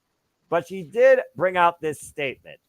Willow Nightingale is a dreamer. And maybe she dreams and writes in her diary about being the Women's World Championship. But Mariah May is a dream killer. She is the woman you wish that didn't come from a hell to stop you from being everything you believed that you could. Mariah May looking to be Willow Nightingale's undoing and make sure Willow Nightingale does not have a happily ever after. And again, where is Mina Shirakawa?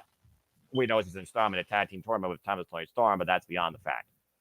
Well, JJ, it's Willow Nightingale versus Mariah May for the AEW Women's World Championship. Your thoughts on this match as we are living in the era of the glamour? First of all, fuck you for coming to me first. Okay. And here's why I say that. For the better part of this past year, we have been wrapped up in the Turner Classic movie presentation that was the timeless one, which ended cinematically with the rise of the glamour at All In. Still my women's match of the year right now, being honest with you. But what in the fuck has Mariah May done since winning the title? Whereas Willow Nightingale has every obstacle thrown in her way, every winding twist on the road, she's able to navigate it and still come out on top. Going all the way back to Resurgence in Long Beach, California, where she did the unthinkable in defeating that one chick who I'm not even going to name because she's not worthy of being on this pay-per-view. In the finals of a tournament that nobody thought she had any business winning. She not only won, granted, injuries aside, calling the audible, right. But she not only won, but she has leveled up ever since then. After that, she won the Owen. After the Owen, she became TBS champion. After that, she won, what was it, the CMLL championship? That is correct. Championship, correct. And now here she is going against Mariah May for the AEW Women's World Championship.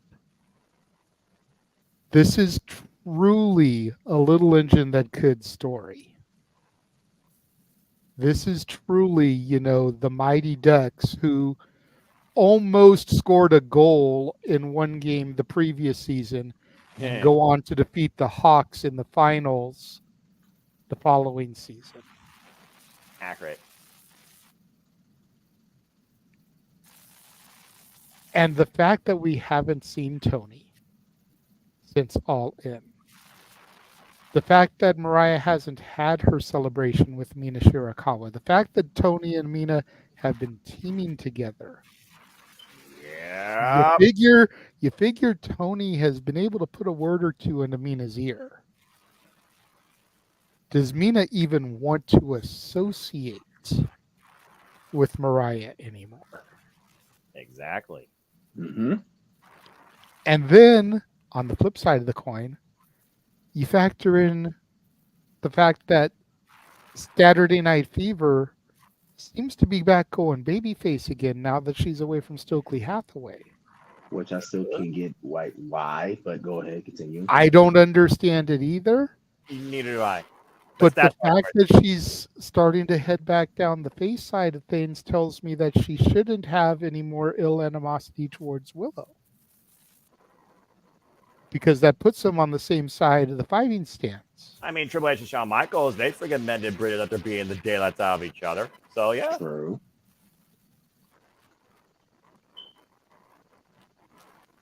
This is one opportunity where I'm not going to bet the way that you should, because everything should tell you to bet for Mariah May, because she hasn't had the belt long enough.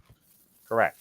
But Correct. there is really so much going in Willow's favor right now that I feel like if you don't pull the trigger with Willow now, she may never have the opportunity again. She's got so much momentum riding on her side as a result of these last 2 years. Organic momentum at that. Fan favorite. We all love Willow. Because if Miss Vernado hadn't gotten injured in the finals at Resurgence, Willow would have never gotten the title. Yep. And it's one of those huge what-if stories. If she hadn't won the title that night, would she have got the Owen? Would she have become TBS champion?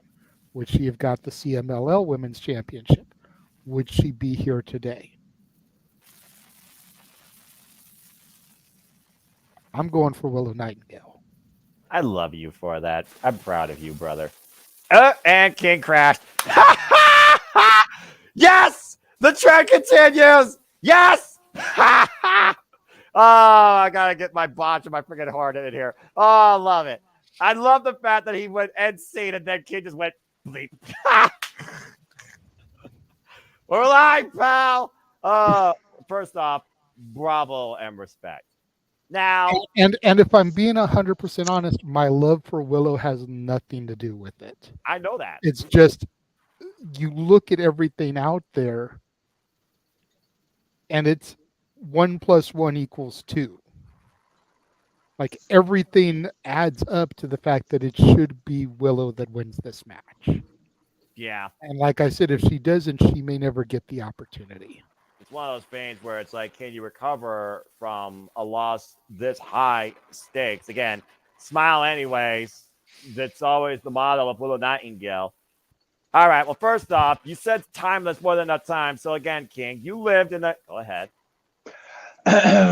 Timeless Era verbatim co-starring alongside the Renegade Wrestling JJ Williams, and why we're seeing things in full color with the glamour.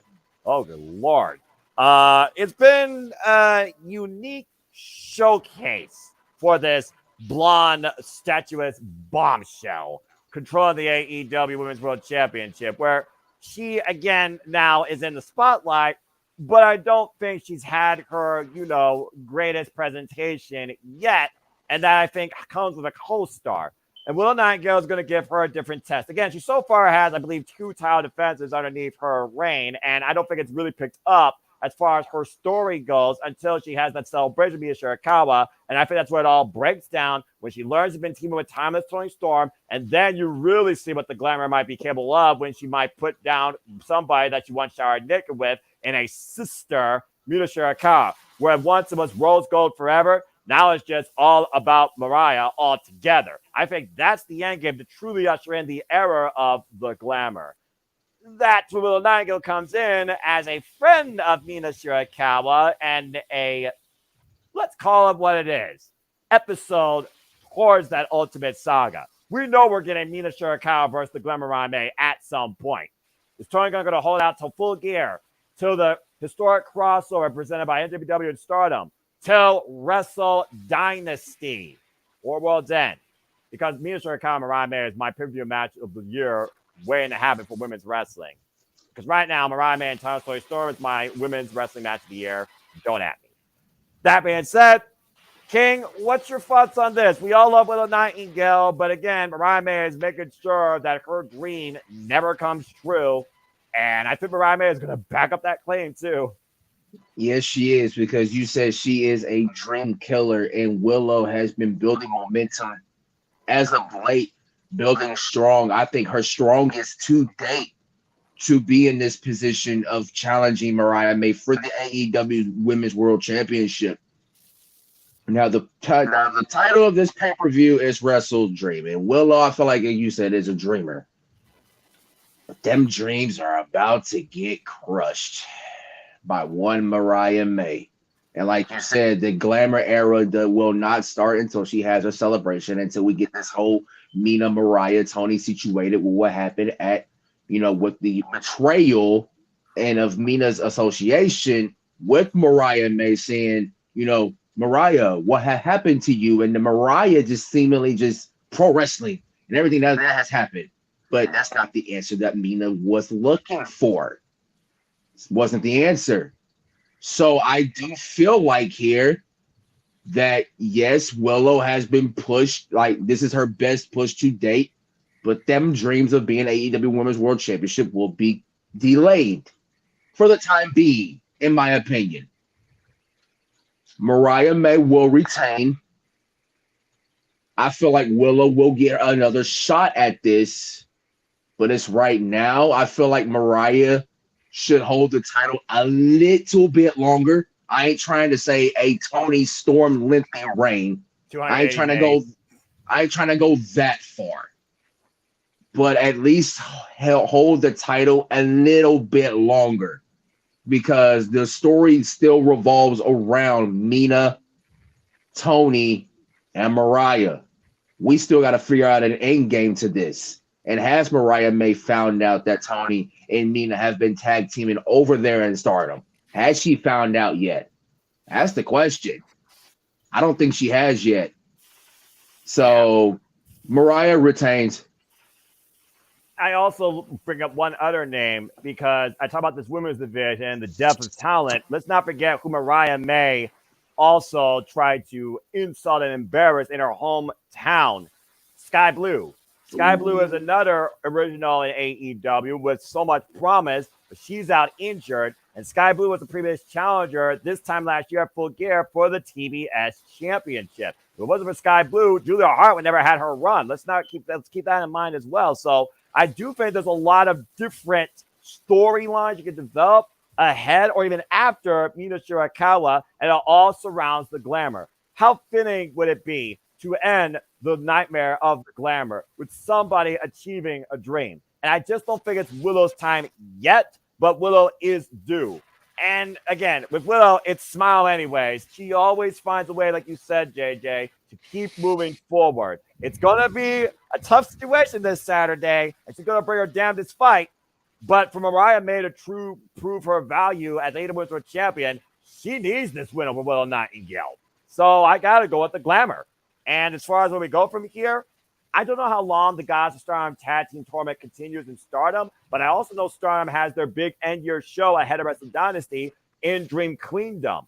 And I think we could see an AEW invasion angle with Mariah May getting revenge against Mina Shirakawa for betraying her against her greatest foe. Or Mariah May goes after Thomas Joy Storm, taking Mina Shirakawa from her, where, again, does Mariah believe that Mina is hers?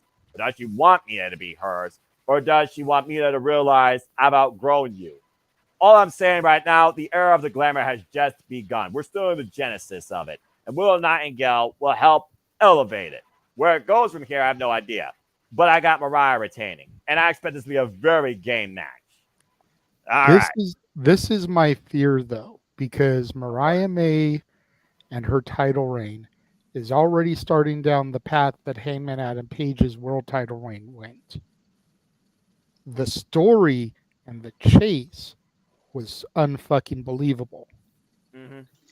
The title reign is going over like a fart in church. How long do you allow Mariah to hold it before you realize maybe this wasn't it and we need to abort mission?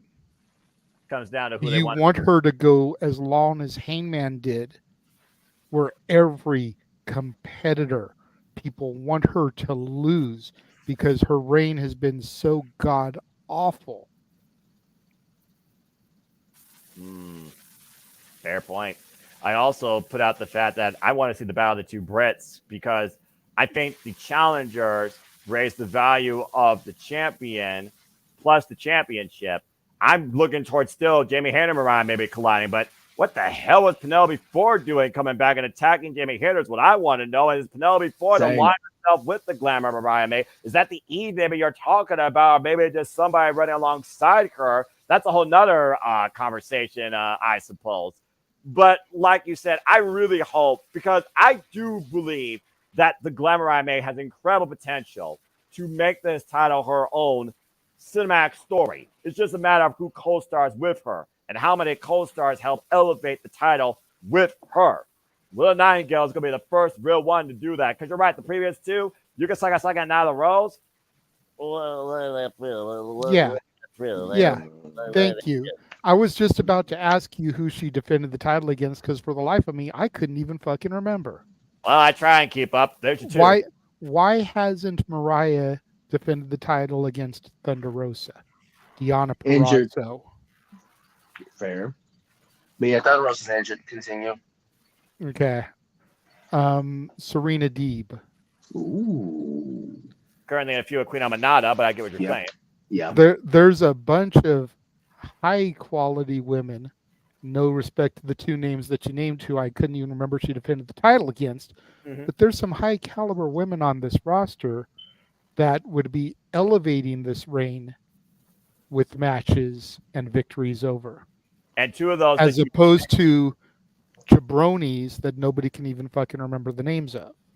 And the funny thing is, those two you named, Thunder Rosa and Serena Deeb, they were the two defenses ahead of Mina Shirakawa, and they were the last three defenses before Thomas Toni Storm lost the title to the Glamour. They were the tail end of Thomas Toni Storm's reign, and here you are naming them at the very beginning. Because Mariah May, for the most part, is still, and I don't want to undersell her, but she's an unproven commodity when it comes to AEW. Victories over a Serena Deeb, a Thunder Rosa, a Deonna Purrazzo, now that she's back, a Dr. Britt Baker, a Jamie Hayter, would really help to solidify her championship reign, much like we were discussing earlier when it comes to Jack Barry and Katsuyori Shibata. Mm-hmm. And I feel like some of those names have to be coming down the pipeline. Let's not forget, Deonna Purrazzo was the very first person to confront Mariah May after her debut match in January on Dynamite when the Virtuosa signed the dotted line, starting her own regime that will be founded on respect, founded by force if necessary, alongside Laura Logan, Tara Valkyrie so far. So I do think, again, there's that stuff down the pipeline, but I guess we're still very much in the genesis of the era of the Glamour. Willow Nightingale is the beginning of it, truly, because this is also Mariah May's first title defense on pay-per-view. So put up a shout time, Glamour. You and Willow got a hell of a show to put up towards, too, especially being the only women's match on this card. So represent and show up what the AEW Women's World Championship is all about, why I love this so much. Good luck to both. But I love when you put those names out there. And again, I'm a hater. And if I'm looking towards Full Gear, I look towards this division. I don't think Sky Blue is near ready yet.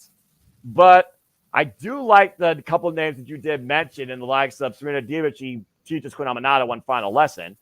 So maybe that'll be the next one. We'll have to wait and see. Again, there's several different moving parts right now in this women's division. Chris Statlander and Camille, Queen Amanada, Serena Deeb, Britt Baker, she's still mentally and physically capable because right now she was ill. That's why she wasn't on Wednesday. Penelope Ford and Jamie Hayter seems to be a developing thing. And then you got the Glamour Mariah May with the big climax. Mina Shirakawa is waiting. What do you do in the meantime after Willow Nightingale remains to be seen? At least there's a lot of moving parts now in this women's division. I love seeing that. So we'll see what happens. All right. Well, great talk on that match. And King, you'll go ahead and start this one. And there's a reason why I say this is the semi-main. We talked about story, cause and effect. What the hell happens next? Who loses? Who wins? Who gains? Who absolutely doesn't get anything? Well, Triple Threats give you all of that. And this one's going to do that and elevate in the process. Let's go ahead and talk about the AEW International Championship. The All-Elite Bruv, Will Ospreay, defending against Ricochet, defending against the Alpha, Inosuke Takeshita. Oh boy, I have thoughts on this one, and I am very torn. Let's go ahead and break it down. Will Ospreay and Ricochet have mutual respect for one another, but it still feels like a little brother, big brother situation ever since Best of the Juniors 2016, where Ricochet went off and did different things, while Will Ospreay won the Best of the Juniors championship and continued to elevate and define himself in New Japan Pro Wrestling for the better part of 8 years, including winning the world title. And of course, the Alpha Inosuke Takeshita, 5-time KOD champion from DDT Pro. The Alpha, who was a fan favorite, now under the influence of Don Callis, coming off an incredible one of the greatest debut runs in G1 Climax history. Now the instrument of Don Callis' revenge after Will Ospreay did what Kenny Omega did, decided to think on his own and go against Don Callis' mentality. It really escalated after Will Ospreay and Kyle Fletcher lost out against the Young Bucks for the AEW Tag Team Championships at Grand Slam when he refused to let Kyle Fletcher use that screwdriver. And ever since then, Don Callis said, "You are mentally weak, so I threw you away like Kenny Omega. You're nothing but trash to me." He sent a message personally by the Alpha Inosuke Takeshita last week on the 5-year anniversary, costing Ricochet and Will Ospreay that match for the International Championship. The match getting thrown out where neither man were able to prove or better anything. And now the Alpha looks to teach Will Ospreay a personal lesson and get his first singles gold in AEW, the International Championship. At the end of the day, does the Don Callis agenda carry through? Does Will Ospreay continue to prove that he is on another level? Does Kyle Fletcher make a decision between family and his brother? Or does Ricochet finally put Will Ospreay in his place beneath him? But Ricochet says, Will Ospreay, you need this win. I'm always going to be Ricochet. A lot of different things can happen here. But again, triple threat, buffer, fall person. Who moves on? Who gets left behind? Who leaves the AEW International Champion? Good luck, guys.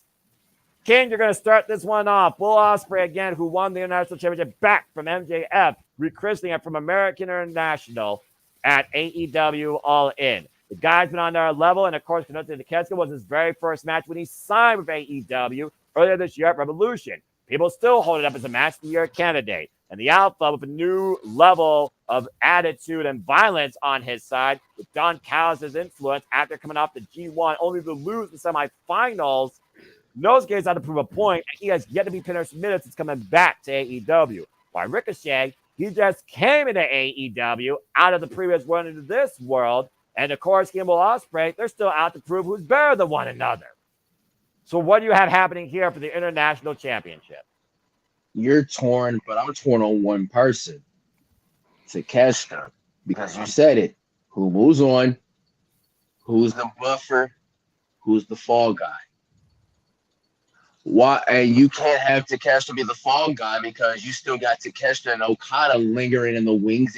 Because with the Continental Classic, basically like 2 months away, most likely. So you can't have Takeshita be the fall guy. Ricochet just got here, and of course you still got to do Ospreay and Ricochet Ospreay and Ricochet ran that back after when Takeshita interfered because we didn't have a clear winner on the 5th anniversary of Dynamite with that Takeshita interference. So it's basically if Takeshita loses, there kind of goes a little bit of that push that going for the goal within Okada in the Continental Classic or for the Continental Championship in its own self. There goes that push. Ricochet, kind of take a hit, but not really as much because he just came on board. So, and of course, if you want to run back Ospreay and Takeshita, you can if you want, because like you said, many people hold that to the match of the year. That's like my top three match of the years. So I got Ospreay retaining, but I just don't want Takeshita to be the fall guy. Because if you're still wanting to do Takeshita and Okada for the Continental Championship, and basically Takeshita's way of getting Okada is entering the C2, you can't have Takeshita be the fall guy if you still want to continue the Takeshita push. So Ricochet's going to have to be that fall guy. But I will say this, like I posted on my Twitter last night during the show, I sense TNA 2005 unbreakable vibes with this match. Noah, you know what match I'm talking about. Christopher JJ, I think Daniels, AJ Styles, and Samoa Joe. bingo. I sense it with these three, and I expect to. I'm holding this match to that type of vibe, just the way how I'm feeling with these three. Takeshita being Samoa Joe, Osprey, of course, being Age. I mean, for Pete's sake, he's done the phenomenal forum and the Styles Clash. That's fair. So, and of course, Ricochet being Christopher Daniels in this case. I do sense TNA Unbreakable 2005 triple threat with these three. It's going to become a banger nonetheless. All right. Well, JJ, where do you stand on this? I mean, again, Ricochet, it almost felt like even during that interview with Renee Paquette, he says, no matter what, I'm always going to Ricochet. People are going to still go by the merch. People are still going to chant Ricochet's name. Will Ospreay, though, again, he's been the guy, though, that literally has elevated the action every time he's been in the ring. And we know that he can take a pinfall loss and bounce back, quite literally. Kenozi Takeshita, though, he's been stutter steps since joining the Don Callis family and has only had the upward momentum since coming back from Japan in his New Japan Pro Wrestling debut, going all the way to the semifinals in the G1 Climax. And right now seems to be the only person truly following Don Callis' mentality of win by any means necessary. And after what we saw with Don Callis do with Kenny Omega and screwing him against John Montesai Steel Cage, I can see Don Callis trying to do the same thing here with Ospreay, but the difference here is not one-on-one, it's triple threat, and Ricochet might come to Ospreay's aid. Proverbially, it could be a handicap here as well. So where do you stand with this? Set reminder to send Dave Meltzer a case of Jergens and Kleenex. He's also accurate. Damn it. The Dave Meltzer joke. I knew we were planning on that too, but please continue. In all seriousness. In all seriousness. You're good. You're good. Tricky. You're good. I think Takeshita has to be the fall guy here. And Keen makes some valid points here, but Takeshita has seriously dropped off as far as relevancy goes. Half the time, I even forget he's under contract until he shows up with Don Callis. You know, I didn't know a whole lot about Takeshita when he was in New Japan. I only really learned about him since he started crossing over, Forbidden Door, signing the deal, etc.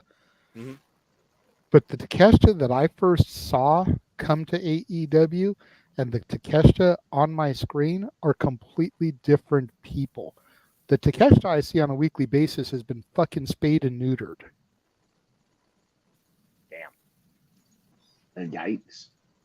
The way to get him back into relevancy is to have him do well in the Continental Classic.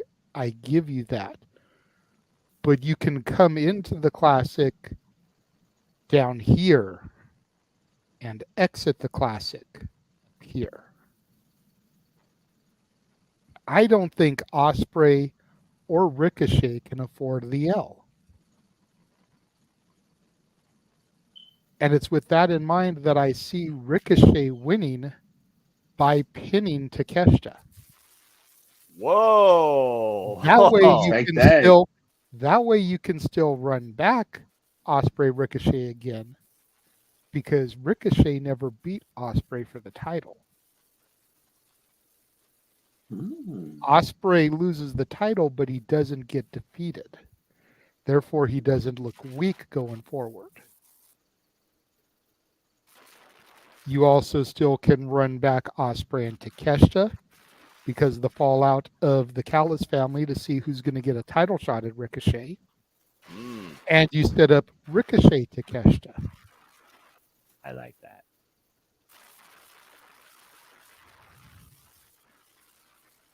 He's got the one and only King Ricochet getting his first crown in AEW in record time. I did not expect that, but that's brilliant because you literally keep the synergy going with all three men and the Don Callis revenge agenda ahead as well, because I look at this match and I think about Don Callis, going to be on commentary. He's going to be an influence. Kyle Fletcher, this might be the night where he makes a decision between family and his brother. And it might be that personal choice of Will Ospreay seeing Konosuke or Don Callis try to bludgeon Kyle Fletcher that could cause Will Ospreay here. Let's keep in mind, Will Ospreay already lost the title earlier this year. He won it back in record fashion. Does Will Ospreay need the international championship, guys? I really don't think he does. At this point, I don't think he does. For Ricochet to really prove a point why he might still be big brother versus little brother to Will Ospreay and leave that suspension of disbelief, I think Ricochet needs to win more than anybody here. And it really would be a stick coup to Ricochet's career to win this title, considering the value of it and who he took it off. And as far as Will Ospreay, you're right. He has that agenda now with Don Callis where the Alpha is going to be used as an instrument of destruction towards Will Ospreay the same way Don Callis used the Alpha against Kenny Omega. You remember what happened when Kenny Omega and Konosuke went one-on-one last year at All Out? Konosuke won. If Konosuke could literally rebound from the loss of Revolution at the beginning of the year with a win over Ospreay ahead of the Kano Classic because of Don Callis, and then you segue off into what happens maybe between Kyle Fletcher and Will Ospreay. Do they go their separate ways or maybe become a tag team to confront the Don Callis family? Might I add, Don Callis family now has Lance Archer part of their regime. I think you literally have already built two different narratives for Will Ospreay without needing the AEW International Championship. So based on what he was saying, I agree with you. I think Ricochet is going to win the title. And there's one other factor in all this. What? What's the status of Mark Davis? Oh, I don't know. That's a good For what I've heard. Think about this. Think about this for a minute. Let me cook here for a moment. He's gonna cook, folks. Grab it. Kyle Fletcher comes out to make his decision.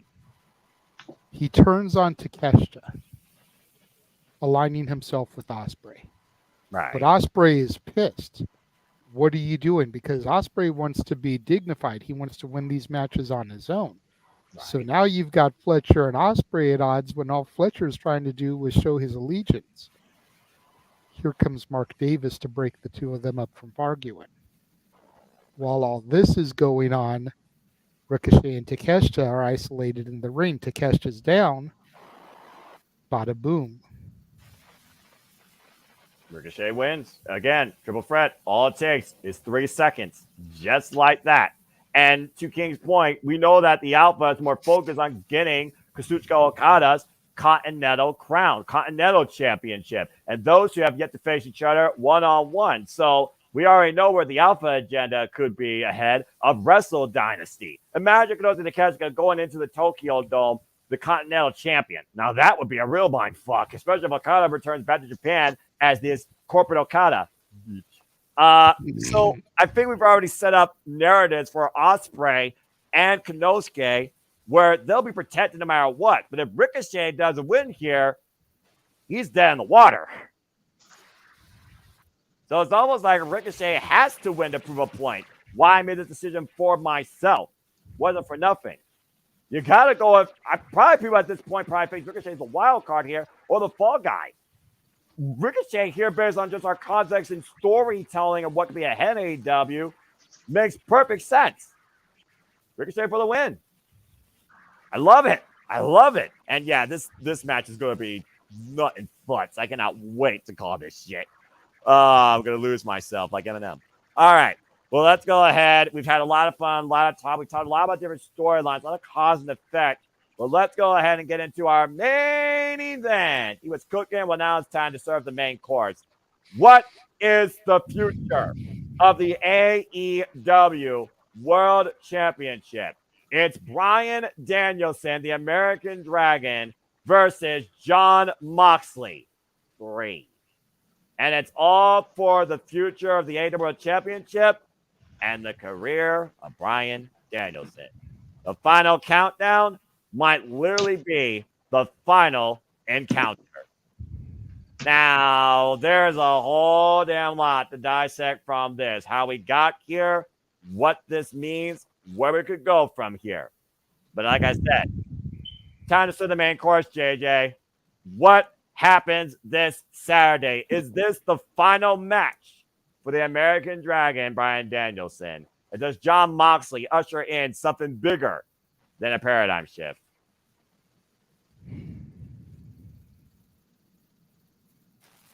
Again, let me say fuck you to coming to me first. Ha. I know why you did, but fuck you. I love my reign. This shit. If this had still been Bryan Danielson versus Darby Allin, I would have said Darby wins. Period, point blank. Darby finally ascends to the throne in his home. Danielson ends his career in his home. It's a beautiful moment for both men.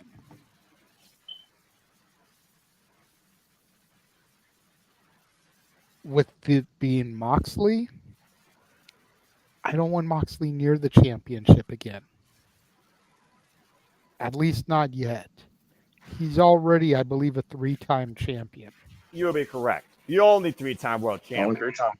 And we're going to make him a 4-time champion? No. No. At least not yet. While I can understand Mox becoming champion, especially, and we're not going to tap dance around it anymore, especially if Shane McMahon is behind all this. Big if. I just don't want it to be yet. Again, much like I was talking about with the Elite, I think Bryan's reign, now that Mox is the challenger, needs to come to an end at World's End. Let it be the end of the world as we know it, and going into 2025, we feel fine. Took the words right out of my mouth. The last pay-per-view of the year. Perfect way to end the calendar year. Have Bryan retire, go home. Like, I was dead set for Bryan to retire here in his home of Same. Washington Same. until Mox became the challenger. Yeah.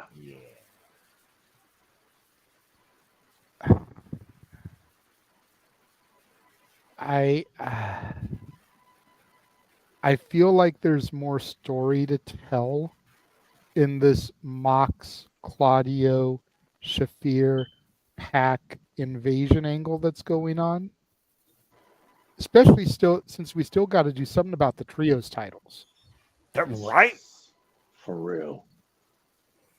I mean, as of this broadcast, Claudio, Pac, and Yuta are still champions, and Yuta's pretty much been excommunicated. So I almost think that, and this may sound dumb to people, but I almost think we need to have Yuta versus Mox, and if Mox wins, which he would, he gets the title off of Yuta. That way he can officially be Trios champion with Pac and Claudio. And you can even do the stip that if Yuta wins, he gets to pick 2 partners. And really have the odds be like up there. Like, oh shit, if Yuta wins, who's he going to pick? You know, obvious Bryan would be one of them, but who would the third be? Dun, dun, dun. Let the suspense. Yeah, especially disbelief. But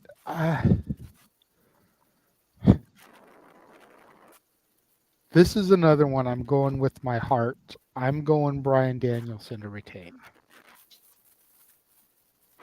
All right.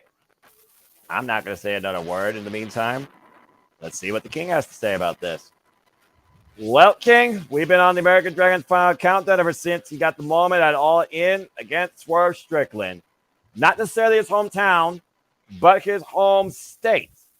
And why you had to bring up Meltzer earlier, bro. We heard Meltzer ask a question to Birdie on the scrum after All In. And would you and your dad be interested in traveling to these places beyond Washington? Maybe Tokyo, you know, and maybe New Jersey And Australia. down under. Yeah, down under. Again, I think that was cute, but it also does make me wonder, are we going out that far? I don't know. But again, it's Brian Danielson, John Moxley, 3. The record stands 1-1. And we also know there's a certain patriarch waiting with a guaranteed title shot. Go ahead.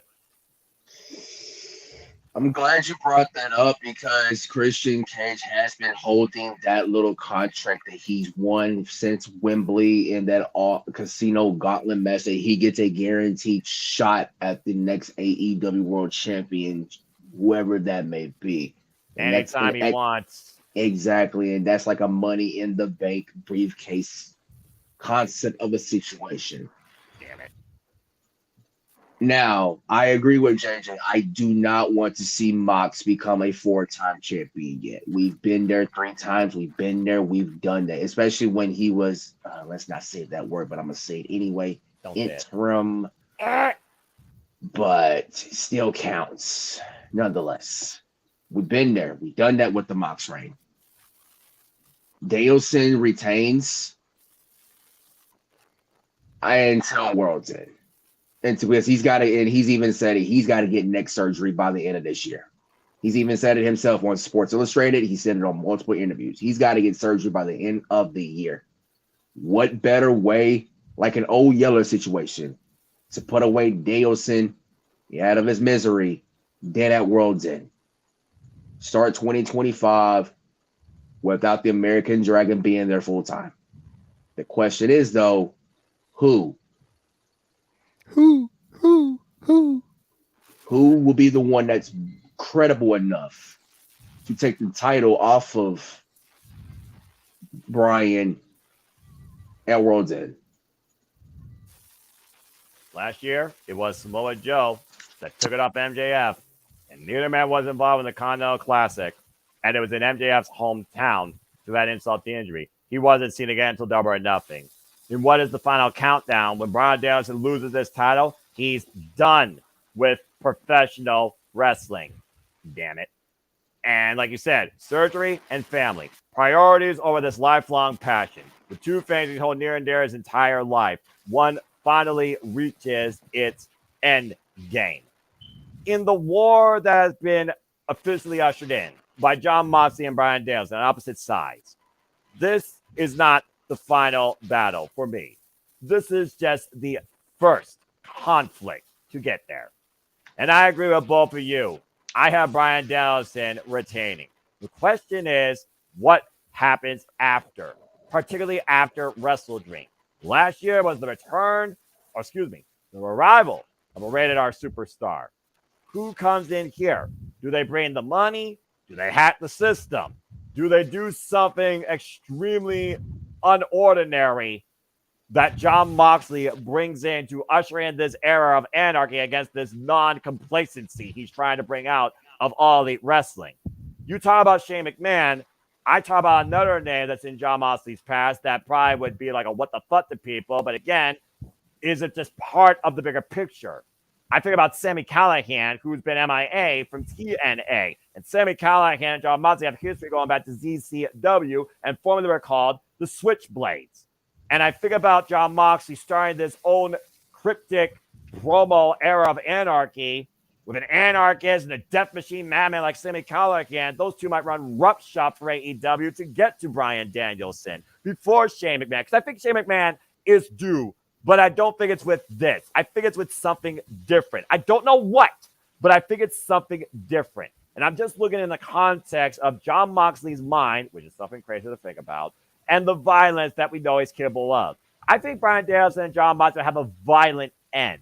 And I think it's WrestleDream that they have their collision. But I don't think John Moxley is Brian Danielson's undoing. I don't. And if I'm being perfectly real with you, Chief, I don't think it's Christian Cage either. But I do agree with you all that the final countdown hits 0 at World's End. But it damn fucking sure does not happen Saturday night at WrestleDream, ushering in a brand new nightmare. I got to go with Brian Danielson. Yes, JJ. You have triggered both Keen and I during this rant of yours. Keen, when you started to say Sammy Callahan, and me when you mentioned that you didn't think that this was their final battle. Ding. And also that Moxley earlier this week filed the trademark of the Switchblade conspiracy earlier this week. Oh, really? Yes, he did. So you might be onto something when you mention Sammy Callahan. You might. Something interesting. See, that I didn't know about. Good on you, Keen, for that information. But when you mentioned you didn't think this was their final battle, could Brian's undoing come at the last Ring of Honor show? Ooh, final. Ooh. Brian Danielson, a man who made his legacy in Ring of Honor. Mm-hmm. And I can't really think of that many ROH shows that he's been on since it became a Tony Khan production. Could only his been on one. final match be at Final Battle? The Just saying. promotion that helped establish him as a name to the world. Because the Continental Classic is determined at World's End. It's not necessarily about the AEW World Championship. And Brian Danielson defined honor for 3 years. I'm just saying. Mm-hmm. And who else is around from that era or even post that era that were ROH heavy? Where do you want to start? That's my point. We were talking about a man earlier who we all thought could be the undoing for the TNT champion. What if, and I'm spitballing here, but what if he's who Brian puts over at Final Battle? Think about the battles of respect that were had between the Dragon and Daniel Garcia.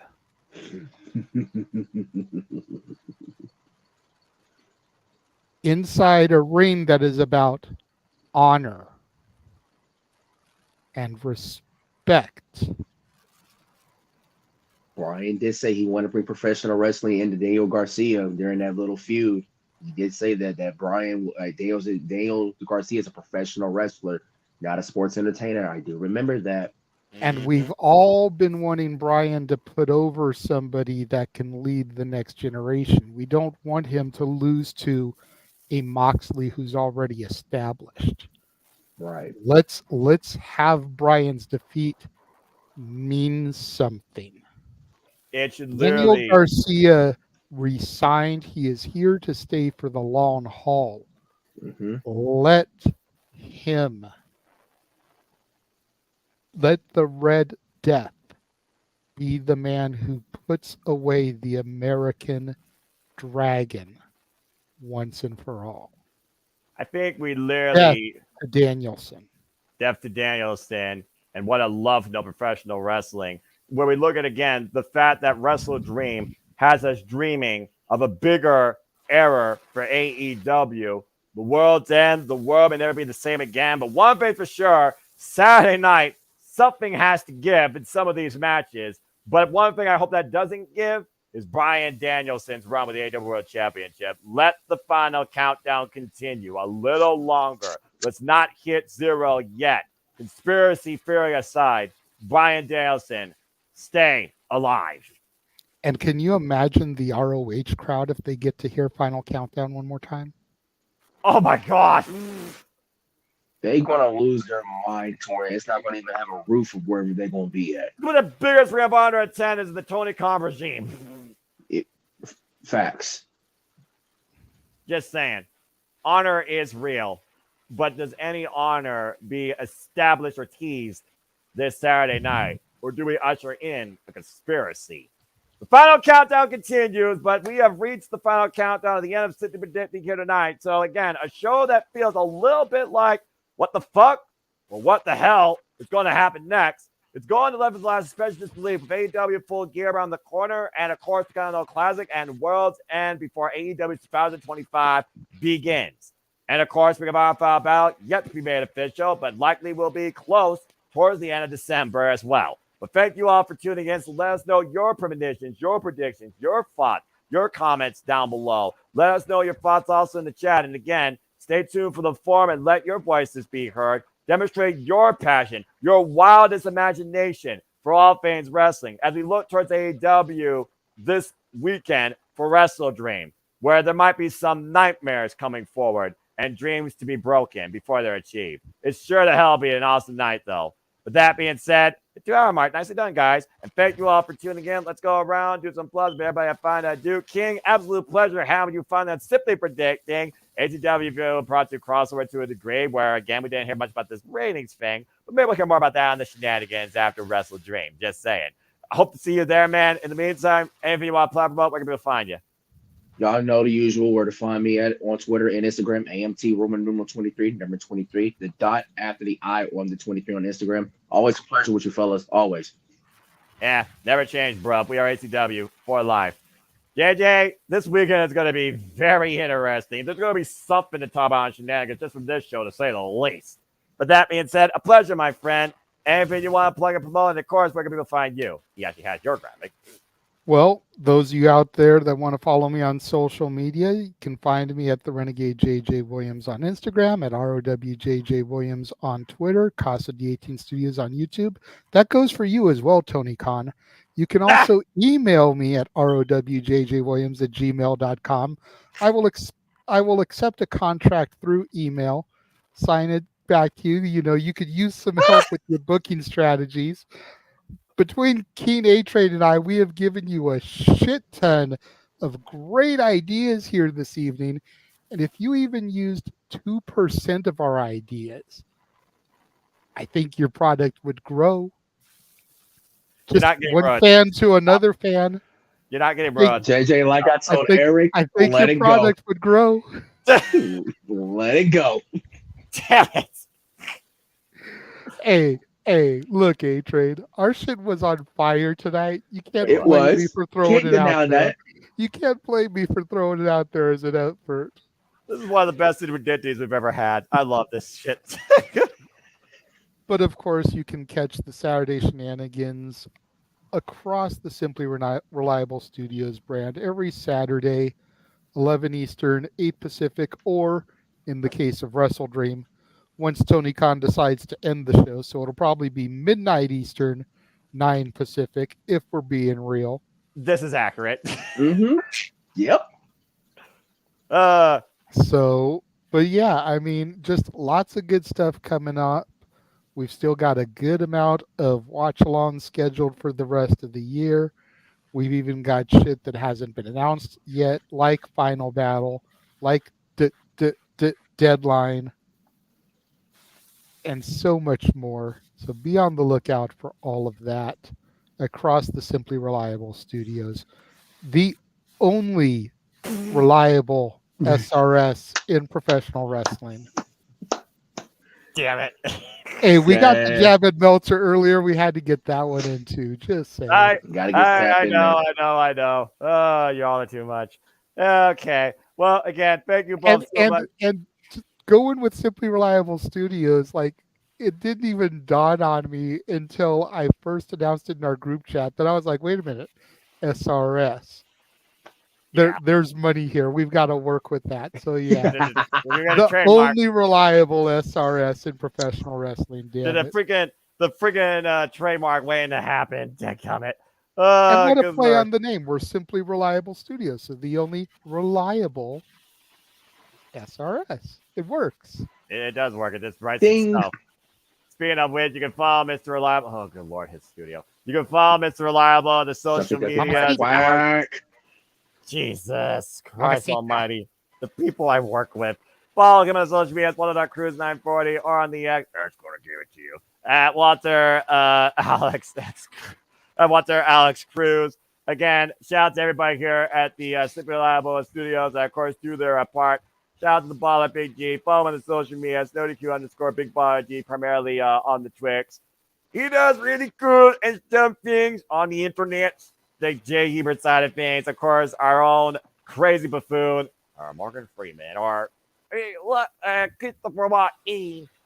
James Hebert. You can follow him on the social media. Go check out his documentary on his family. Very good stuff. And if people want to follow and engage with me, you know what you have to do. Just simply follow me on the Twitter and on YouTube and Fox2016 for all things wrestling. Shout out, of course, to the entire W fam on the Twitter and social media. Shout out to my fellow horsemen of predictions, Christopher Ross, Mark Griffith, and Jeff Chadwick. And shout out to anybody that's been part of the CBD community or now part of the Simply Reliable Studios fan base here. As again, it is all of you that make this possible here, demonstrating your continued passion, viewership, and engagement for everything we do in and out of all things wrestling and other forms of entertainment at the expense of my dignity more often than not.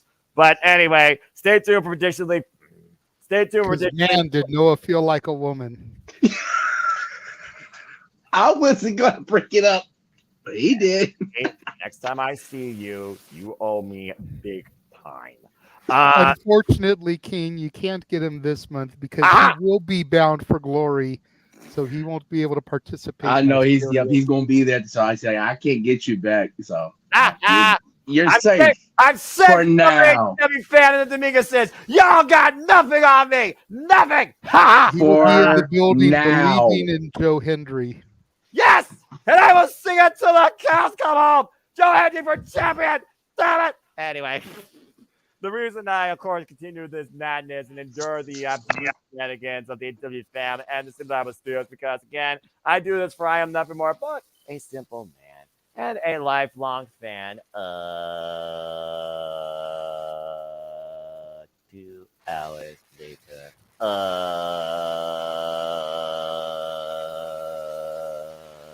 Professional wrestling, damn it!